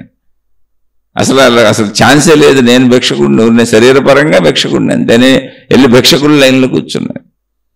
జంతువులను కూడా వారు అనే బహువచనంతో గౌరవ వచనంతో సూచించారు. ఎవరిని అసలు ఏకవచనంతో పిలవలేదు ఆయన. జీవన విధానంలోనే ఆ అనంతత్వాన్ని ప్రకటిస్తారు వాళ్ళు. అయితే శరీరం ఉంది కనుక అది మనకు కొన్ని సామాన్యపరమైన విషయాలుగా అనిపించవచ్చు, కనిపించవచ్చు. కానీ ఆకాశ స్థితిలో లీనమైపోయి ఉన్నారు వాళ్ళు. ఆకాశ స్థితి, ఆకాశంలో ఏముందని చనిపోద్ది. ఎందుకని మరణం అంటే భయం ఉంటుంది జీవన్ముక్తులకి. ఆకాశంలో పోయేదేంటి? ఆకాశంలో ఏముందని చనిపోద్ది, ఆకాశంలో ఏముందని కాలిపోద్ది, ఆకాశంలో ఏముందని బూడిదైపోద్ది, ఆకాశంలో ఏముందని మనకు వరాలు కురిపిస్తుంది, ఆకాశంలో ఏముందని మహిమలు కురిపిస్తుంది, ఆకాశంలో ఏముందని మనకు రక్షణలు ఇస్తుంది, ఆకాశంలో ఏముందని మనకు అన్ని పొందటానికి, మనం అన్ని పొందటానికి. ఇదంతా మనుషులు ఏర్పరుచుకున్న కల్పన. అటు భయం కానీ, ఇటు ఆశలు అత్యాశలు కానీ, ఇటు మహిమలు మాయలు అద్భుతాలు కానీ. ఆకాశం ఆకాశంలా ఉంటుంది అంతే. ఆకాశానికి అసలు నేను ఆకాశాన్ని అన్న ఎరుక కూడా ఉండదు. ఇదేం పెద్ద అద్భుతం కాదు. గాఢ నిద్రలో నేను ఉన్నానన్న ఎరుక కూడా నాకు లేదు. సుఖదుఖాలకి కారణం నేను నాలో కలిసిపోయినటువంటి గాఢ నిద్రాస్థితి ఏదుందో, అంటే నేను నాలో ఎంత ఇమిడిపోయాను అంటే నా ఎరుకను నేను తెలుసుకునే ప్రయత్నం కూడా చేయట్లా. నాలో నేను ఇమిడిపోయి కలిసిపోయి ఉన్నాను. సంపూర్ణ నేనది. మెలకువ అంటే ఏంటి నాకు తెలుస్తుంది అంటే ఏంటంటే నా నుంచి నేను విడిపోయి నన్ను నేను తెలుసుకుంటున్నాను. నేనున్నానని చెప్తున్నాను, నేనున్నానని నాకు నేనే చెప్పుకుంటున్నాను. నా నుంచి నేను విడిపోయాను. మెలకువ అంటే అది. అక్కడి నుంచి ఇంకా మొత్తం నా మనసు, నా శరీరం, నా బుద్ధి, నా ఇంద్రియాలు అన్నింటితో కలిసిపోయాను. నన్ను నేను విస్తారంగా చూసుకుంటున్నాను. ఈ శరీరపరంగా ఈ శరీరం నేనని చెబుతున్నాను. ముందు నేనున్నానని లోపల చెప్పాను, తర్వాత నేను మనసునని చెప్పాను, నేను బుద్ధినని చెప్పాను, నేను అహంకారాన్ని అని చెప్పాను, నేను ఇంద్రియాలని చెప్పాను, తర్వాత నేను శరీరం అని చెప్పాను. మొత్తంగా ఇవన్నీ కలిపి నేనని చెప్పాను. అక్కడి నుంచి ఇంకా నా భార్య, నా పిల్లలు, నా ఇల్లు, నా ఆస్తిపాస్తులు, నా ప్రపంచం మొత్తం దాంతో కలిసిపోయాను. ఆ కలిసిపోయినప్పుడు ఈ శరీర భావన చేత సుఖదుఖాలు ఏర్పడుతున్నాయి. ఎందుకంటే నాకు నేనే పరిమితిని విధించుకున్నాను. నా అపరిమితత్వం నుంచి, నా గాఢ నిద్రాస్థితిలో ఉన్న అనంతత్వం నుంచి నేనే విడిపోయి నన్ను నేను వేరుగా పరిమితం చేసుకున్నాను. అందుకని ఇవన్నీ నాకు కావాలి, ఇవి నాకు వద్దు అనే ఇష్టతలు పుట్టినాయి. కావాలన్నవి దొరికితే సుఖమని, వద్దనుకున్నవి మీద పడిపోతే దుఃఖమని, కావాలనుకున్నవి దొరకపోతే దుఃఖమని, వద్దనుకున్నవి పోతే సుఖమని, ఇలా నాకు నేనే భావాలు కల్పించుకుంటున్నాను. సుఖదుఖ భావన నాది అసలు లేవయ్యి. నా నుంచి నేను ఎంత దూరంగా వెళ్ళి ఎన్నిటికీ అతుక్కుపోయానో అంత నేను భ్రష్టత్వాన్ని పొందుతూ సుఖదుఖాలకు లోనైపోతున్నాను. కానీ ప్రకృతి ఊరుకోలే పాపం. నువ్వు నీ నుంచి అంత దూరం పోతున్నా, ఎంత దూరం పోతున్నా, రాక్షసుడికైనా, దుర్మార్గుడికైనా, మంచోడికైనా, చెడ్డోడికైనా, మతంలో ఉన్నోళ్ళకైనా, మార్గంలో ఉన్నోళ్ళకైనా, గురువులకైనా, శిష్యులకైనా, దేవుళ్ళకైనా, దేవతలకైనా, మానవ రూపంలో ఉన్న ఎవరికైనా అది నిద్రని మళ్ళీ వెనక్కి తీసుకొచ్చి ఒరిజినల్ స్టేట్కి పంపేస్తుంది. ఎంతసేపు ఏడుస్తారు, బయట తిరుగుతా, సుఖదుఖాలకు లోనవుతారు. మీ స్వస్థితిని మీరు అనుభవించండి అని గాఢ నిద్రాస్థితిలోకి తీసుకొచ్చేస్తుంది. మీ స్వస్థితిని మీరు గమనించండి, పోగొట్టుకోబాకండి అని ఆ స్థితిలోకి వస్తున్నాం మనం. అంటే మన స్వస్థితే మన వెనక్కలాగుతుంది, ఎంత బయట తిరుగుతావు. నా సంపూర్ణత నన్ను వెనక్కి లాక్కొస్తుంది గాఢ నిద్రగా. ఎందుకు తిరుగుతావు, బయట తిరుగుతావు, ఏడుస్తావు, నవ్వుతావు, సరదాలంటావు, షికారులు అంటావు. పోనీ ఏదో సరదా షికారులని శాంతియుతంగా బతికినా పర్వాలేదు, మళ్ళీ ఏడుస్తావు, దుఃఖం అంటావు, కోరికలు అంటావు, ఇది కావాలంటావు, అది లేదంటావు, ఇది పోయిందంటావు, ఇది పోకూడదంటావు. సృష్టి తీరు అలాగే ఉంటుంది. ఏడవబాక, వెనక్కి వచ్చాయని లాక్కొచ్చేసి నిద్రలో, గాఢ నిద్రలోకి తీసుకెళ్ళిపోతుంది. నా సంపూర్ణత్వం నన్ను వెనక్కి లాక్కొచ్చేస్తుంది. ఎందుకంటే నేను ఎక్కడి నుంచి బయలుదేరి వెళ్ళినా నా సంపూర్ణత్వంలోంచి వెళ్ళాను. వెళ్ళనిచ్చి నా సంపూర్ణతని మొత్తం వెనక్కి లాగేసుకుంటుంది తన శక్తిని. అదే నిద్రాస్థితి. నా సంపూర్ణత నుంచి మళ్ళీ నేను ఆ శక్తిని పట్టుకొని బయటకు ప్రసరించుకుంటూ వెళ్ళిపోతున్నాను. వాటి అన్నింటికీ అతుక్కుంటున్నాను, అతికించేసుకుంటున్నాను. అవే బంధాలు, బాంధవ్యాలు, సుఖదుఖాలు. దీన్ని మీరు అర్థం చేసుకోగలిగితే చక్కగా మీకు ఆత్మజ్ఞానం, ఆధ్యాత్మిక చదువు అర్థమైపోద్ది. ఇక్కడ మహిమలు లేవు, మాయలు లేవు. మీ సంపూర్ణత మీలో ఉంది, అది రోజు అందరం అనుభవిస్తున్నాం గాఢ నిద్ర స్థితి. మెలకువలో అలా మౌనంగా నిశ్శబ్దంగా ప్రశాంతంగా, గాఢ నిద్రలో ఎంత నిశ్శబ్దత ఉందో, ఎంత తెలియనితనం ఉందో, ఎంత అవసరం లేనితనం ఉందో, ఎంత అర్థం కానితనం ఉందో, గాఢ నిద్రాస్థితిలో ఎన్ని రకాలుగా అసలు ఏమీ తెలియనితనం ఉందో, ఏమీ అవసరం లేనితనం ఉందో, అంత స్థితిని నువ్వు మెలకువలో లోపల తెచ్చుకోగలవా? కదిలే మనసును ఆపగలవా? పరిగెత్తే శరీరాన్ని ఆపగలవా? పరిగెత్తున్న ఇంద్రియాలను ఆపగలవా? ట్రై చేసుకోవటం అంతే. ట్రై చేసుకుంటే నా సంపూర్ణత నాలోనే ఉంది. ట్రై చేయడానికి నన్ను ఎవరు అనుగ్రహించక్కర్లా. ఏ దేవుళ్ళ అనుగ్రహం అక్కర్లే, ఏ దేవతల అనుగ్రహం అక్కర్లే, మతాల అనుగ్రహం అక్కర్లే, మార్గాల అనుగ్రహం అక్కర్లే, ఏ గురువుల అనుగ్రహం అక్కర్లే, మాతాజీల అనుగ్రహం అక్కర్లే. ఎందుకంటే నా నిద్ర నాలోనే ఉంది, దాన్ని నేను మెలకువలో పొందాలి అంతే. అది నేనే, సాధన నేనే, సాధ్యము నేనే, బోధన నేనే, బోధకుడు నేనే, జ్ఞానము నేనే, అన్వేషకుడు నేనే, గురువు నేనే, శిష్యుడు నేనే, దేవుడు నేనే, భక్తుడు నేనే, అన్ని నేనే. ఆ ఒకటే. ఆ భిన్నత్వంలో ఏకత్వం నేనే, నా ఏకత్వంలో భిన్నత్వము నేనే. నేను లేకపోతే అసలు సృష్టి లేదు. నేనుంటేనే అన్నీ ఉన్నాయి. ఎందుకంటే నన్ను నేను సంపూర్ణంగా తెలుసుకోవటమే ఆధ్యాత్మిక చదువు, ఆత్మజ్ఞాన చదువు. ఇది ఎంతైనా చెప్పుకోవచ్చు, ఎన్నైనా చెప్పుకోవచ్చు. ఇది ఆగదు, అనంతం. ఎందుకని అంటే ఎప్పటి వరకు చెప్పుకోవాలి, ఎప్పటి వరకు ఇది సాగుతానే ఉంటుంది అంటే ఇది అనంతం కదా. అనంతం గురించి ఎంత చెప్పుకున్నా అనంతంగా చెప్పుకోవచ్చు. అందుకే అనేక మతాలు, అనేక మార్గాలు, అనేక విధానాలు, అనేక దేవుళ్ళు, అనేక పద్ధతులు, అనేక సాధనా పద్ధతులు. ఎవరికి నచ్చింది వాళ్ళు కొట్టుకుపోతారు అంతే. ఎవరో మొత్తం ప్రపంచాన్ని ఎందుకు సాటిస్ఫై చేయలేదు ఒక మతం, ఒక మార్గం, ఒక విధానం, ఒక పద్ధతి అంటే అది అసలు మొత్తం ఒకటే. ఇప్పుడు జాంపండు అందరికీ ఒకటైతే సాటిస్ఫై చేసేయచ్చు. జాంపండు అని అందరికీ పనిచేయచ్చు. పేర్లు మారిందండి, తెలుగులో జాంకాయ అంటాం, మీ భాషలో ఇంకో పేరు, కానీ ఇదే ఏదని చెప్పొచ్చు. కానీ అసలు దీని గురించి ఎవరికి తెలీదు. ఎవరికి తెలియనప్పుడు ఎవరికి అర్థమైన రీతిలో వాళ్ళు తీసుకుంటున్నారు. అందరూ ప్రయత్నించుకుంటున్నారు. అనేక మంది అనేక రకాలుగా తీసుకుంటున్నారు. కాబట్టి ఏ ఒక్కరూ పూర్తిగా ఎవరిని నమ్మించలేరు. ఇది ఎప్పుడు భిన్నత్వంగానే వెళ్తూ ఉంటుంది. కారణం ఏంటి అంటే అసలు ఇది ఇలా ఉందనడానికి ఒక సాక్ష్యం లేదు. అక్కడ ఉన్నది ఓన్లీ తెలియనిదనం, అక్కడ ఉన్నది ఓన్లీ అర్థం కాని విషయం. ఇంతకుముందు తెలిసింది కాదు, దాన్ని గమ్యం చేరుకోవడానికి. ఎవరికి ఎప్పటికీ తెలియంది, దాన్ని పొందిన మహాత్ములు కూడా అదే చెప్పారు. ఎవరికి ఎప్పటికీ తెలియదు, ఎవరికి ఎప్పటికీ బోధించలేము, అందించలేము. బోధించగలిగి అందించగలిగింది అయితే ఇచ్చేసేవాళ్ళు కదా. బోధనలన్నీ ఊరికినే ఉత్తుత్తి మాటలు మీరే ఎట్టగొట్ట తిప్పలు పడాలి. ఆ బోధనలోంచి అర్థం కాని దానిలోంచి ఏదో ఒకటి మాట్లాడుతూ ఉంటాం మేము. అటే ప్రయాణించాం కాబట్టి అందులోంచి ఎట్టగొట్ట మీరు పట్టుకోవాలి. అందుకని అనేక మంది అనేక రకాలుగా మాట్లాడతారు. కానీ అక్కడ నీకు అనుభవానికి అయితే ఒకటి, మీకు నీలోనే నీ శక్తి నీకు ఇచ్చిన అవకాశం గాఢ నిద్ర. నీ అనుభవం అది. మతానుభవాలు అడక్కో, గురు అనుభవాలు అడక్కో, దైవానుభవాలు అడక్కో, జ్ఞాన గ్రంథాల అనుభవాలు, బోధలు అడక్కో. వాటిని ఉపయోగించుకో, తప్పేం లేదు. కానీ గాఢ నిద్ర అనుభవం నీదే. గాఢ నిద్ర అనుభవం పేరు పెట్టుకున్నావు, ఆ అనుభవం నీదే. ఆ అనుభవంలో ఏముంది? నేను నాకు తెలియనితనం ఉంది, అసలు ఏమీ నాకు తెలియనితనం ఉంది. కానీ ఉందిగా, ఉండటం అనేది ఉంది. అక్కడ తెలియనిది ఉంది, తెలుసుకోలేనిది ఉంది, ఎప్పటికీ తెలియబడింది ఉంది. ఎన్నిసార్లు నిద్రపోయాను? ప్రతిరోజు నిద్రపోతాను. మొత్తం ప్రపంచం, సృష్టి అంతా అందులో కలిసిపోతుంది. నేను కూడా అందులో కలిసిపోతున్నా. నేనున్నానని కూడా నాకు తెలియదు. అంటే ఏముంది అక్కడ? ఏమీ లేదు అక్కడ. ఒకవేళ ఏదైనా ఉంది అంటే తెలియనిది ఉంది, తెలుసుకోలేనిది ఉంది, తెలుసుకోవడానికి వీలు లేనిది ఉంది, ఎంత ప్రయత్నించినా తెలుసుకోలేనిది ఉంది. ఈ మాట నువ్వు మళ్ళీ చెప్పారు కదా, నీకు నీరసంతో బద్ధకంతో ఎంత తెలిసినా తెలుసుకోలేమంటండి, ఇంక అది అనవసరమండి అనేవాళ్ళు దీనికి పనికిరారు.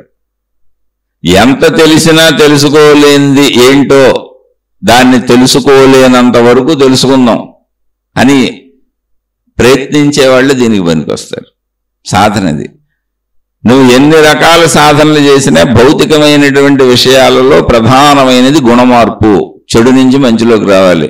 ప్రధాన బోధలన్నీ జీవితంలో జీవించడానికి ఆసరాగా ఉంటాయి. ప్రధాన బోధలు ఎవరైనా సరే జస్ట్ దాని సారాంశం ఎప్పుడు చెబుతా మంచిగా ఉండటం అని. ఇంకా ప్రధాన బోధ ఇదే ఆధ్యాత్మికతలో లేదా దైవీ మార్గాల్లో మత మార్గాల్లో నువ్వు జీవించే జీవన విధానం మంచిగా ఉండాలి. ఆఖరికి అసలు బోధే ఉండదు, బోధే లేని స్థితి. నీ గాఢ నిద్ర స్థితిని మెలకువలో పొందుతావు అంతే. గాఢ నిద్ర స్థితిలో నువ్వు నీకే తెలియనప్పుడు మెలకువలో నువ్వు నీకేట తెలుస్తావు. అందుకని నాకు తెలియదన్న విషయం బాగా తెలుస్తుంది. తెలియదన్న విషయాన్ని బాగా తెలుసుకొని నువ్వు బతికే ఉన్నావు అనుకో, జీవన్ముక్తుడిగా జీవిస్తావు. ఏమీ తెలియదు, తెలియదన్న విషయాన్ని చెబుతూ ఉంటావు అంతే. తెలియదని ఎదురోళ్ళకి కూడా చెబుతూ ఉంటావు, తెలియదన్న విషయాన్ని తెలుసుకుంటున్నాను, ప్రయత్నించుకో. కానీ శరీరంలో సహజ స్పందన ఆకలే, అది తెలుసుకునేది కాదు, ప్రయత్నము కాదు. అందుకని దానికి తింటారు. శరీరంలో సహజ స్పందన మలమూత్ర విసర్జనలో, అందుకని వాటిని చేస్తారు. అది వాళ్ళ ప్రయత్నం కాదు అసలు. శరీరంలో సహజ స్పందన నిద్ర, అందుకని నిద్రపోతారు. అలా నిద్రపోవడానికి, కాలకృత్యాలు తీర్చుకోవటానికి, ఇంత తినటానికి అవసరమైన ప్రపంచంలో అందరూ ఏం చేస్తారో జీవన్ముక్తులు కూడా అది చేస్తారు. సింపుల్ అంతే. అది వాళ్ళు చేయటం కాదు అసలు, వాళ్ళు జీవించటం కాదు, అది వాళ్ళు జీవించలేరు. శరీరం ఉందంతే. వాళ్ళు అనంతత్వంలో కలిసిపోయి ఉన్నారు.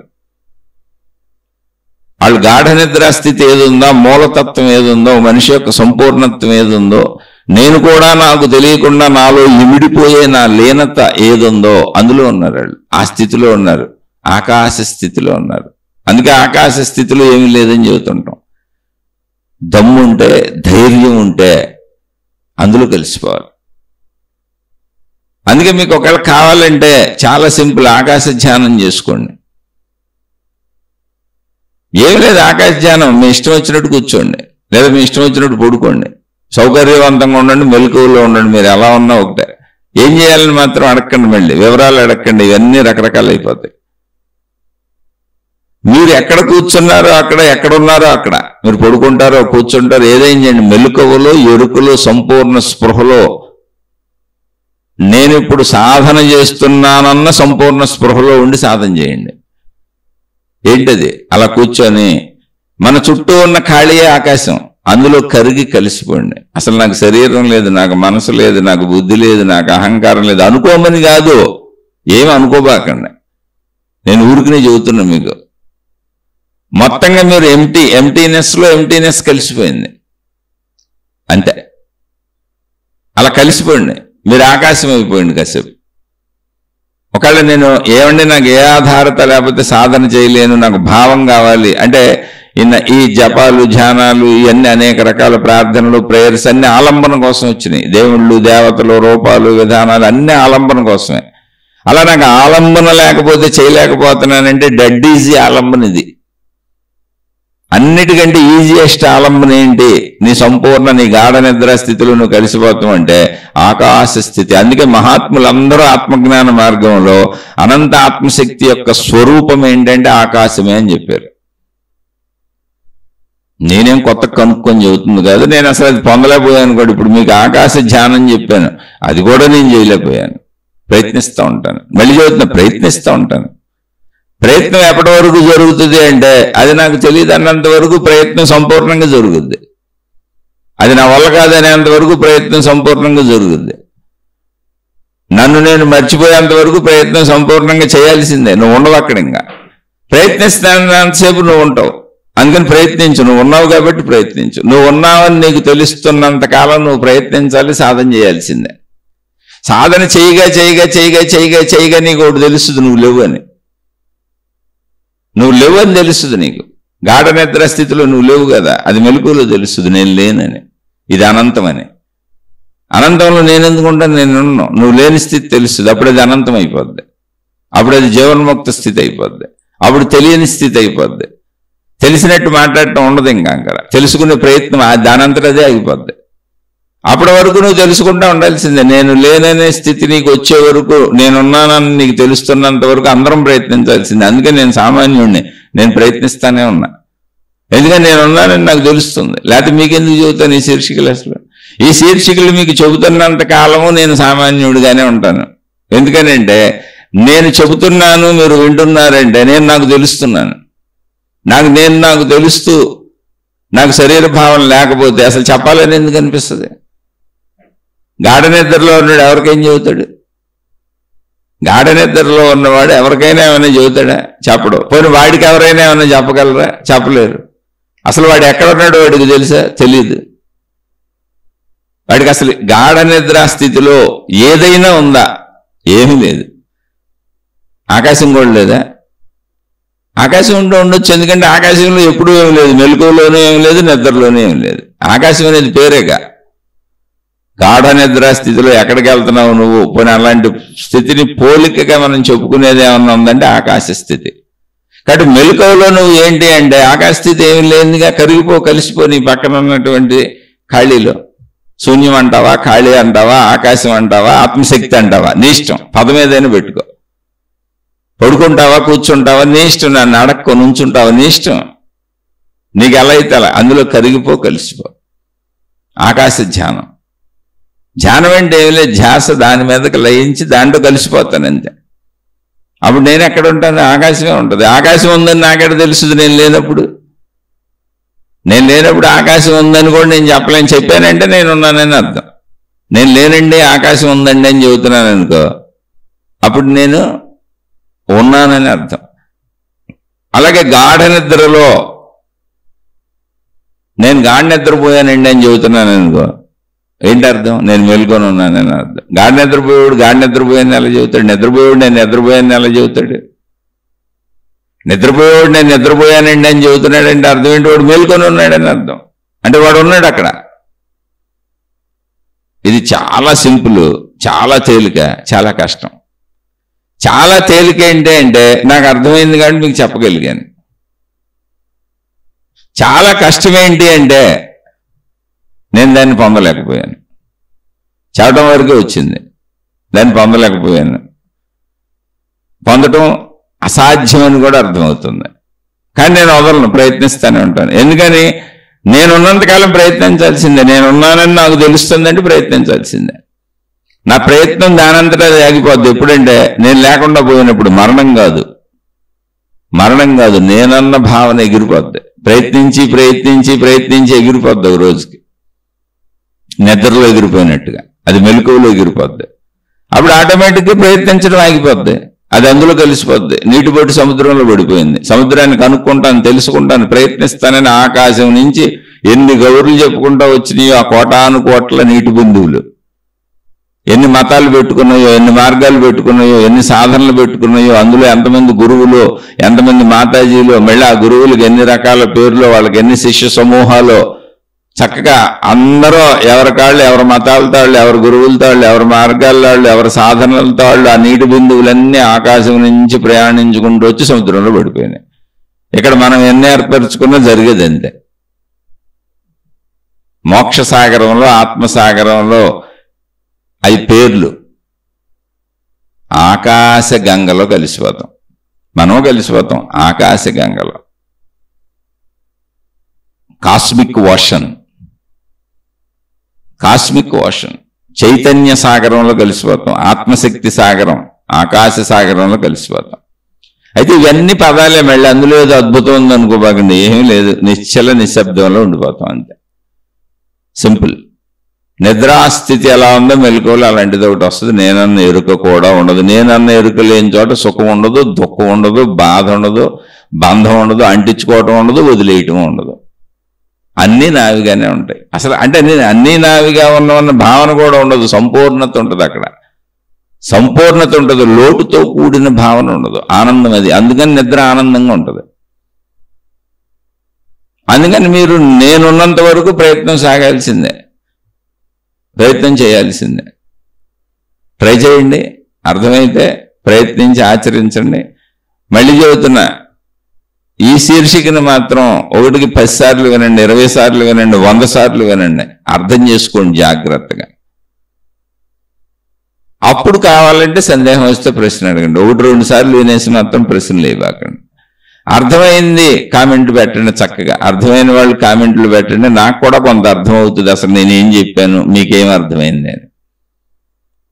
ఇలా మనం నేనన్న భావన ఉంది కనుక అలా ప్రయత్నించుకుంటూ తెలుసుకుంటూ ఆ నేనన్న భావన సమసిపోయే వరకు, ఆ అనంతత్వంలో మనం కలిసిపోయే వరకు, నీటి బిందువు సముద్రంలో కలిసిపోయే రీతిలో మనం కూడా అలా ప్రయాణించి ఆ ఆకాశ సాగరంలో, ఆ ఆకాశ తత్వంలో, ఆ ఆకాశ గంగలో కలిసిపోయే వరకు ఇలా చెప్పుకునే ప్రయత్నం చేద్దాం. అది కూడా మరి శరీరానికి ఓపుకుంటే, శరీరం సహకరిస్తే. ఆలోచించి చూడండి. శుభమస్తు. మీకు మీ కుటుంబ సభ్యులకు మేలు చేకూరుగాక. మరల మరొక కొత్త శీర్షికతో కలుసుకుందాం. నేను చెప్పే విషయాలు నచ్చని వాళ్ళు, ఇది తప్పుగా ఉంది, సరిగ్గా ఇతను చెప్పటం లేదు అనిపించేవాళ్ళు దయచేసి నన్ను క్షమించి వదిలేయండి. ఎందుకంటే నేను చాలా సామాన్యుడను, నేను ఏ అనుభవము పొందలేదు, నేను కూడా ప్రయత్నించుకుంటున్నాను.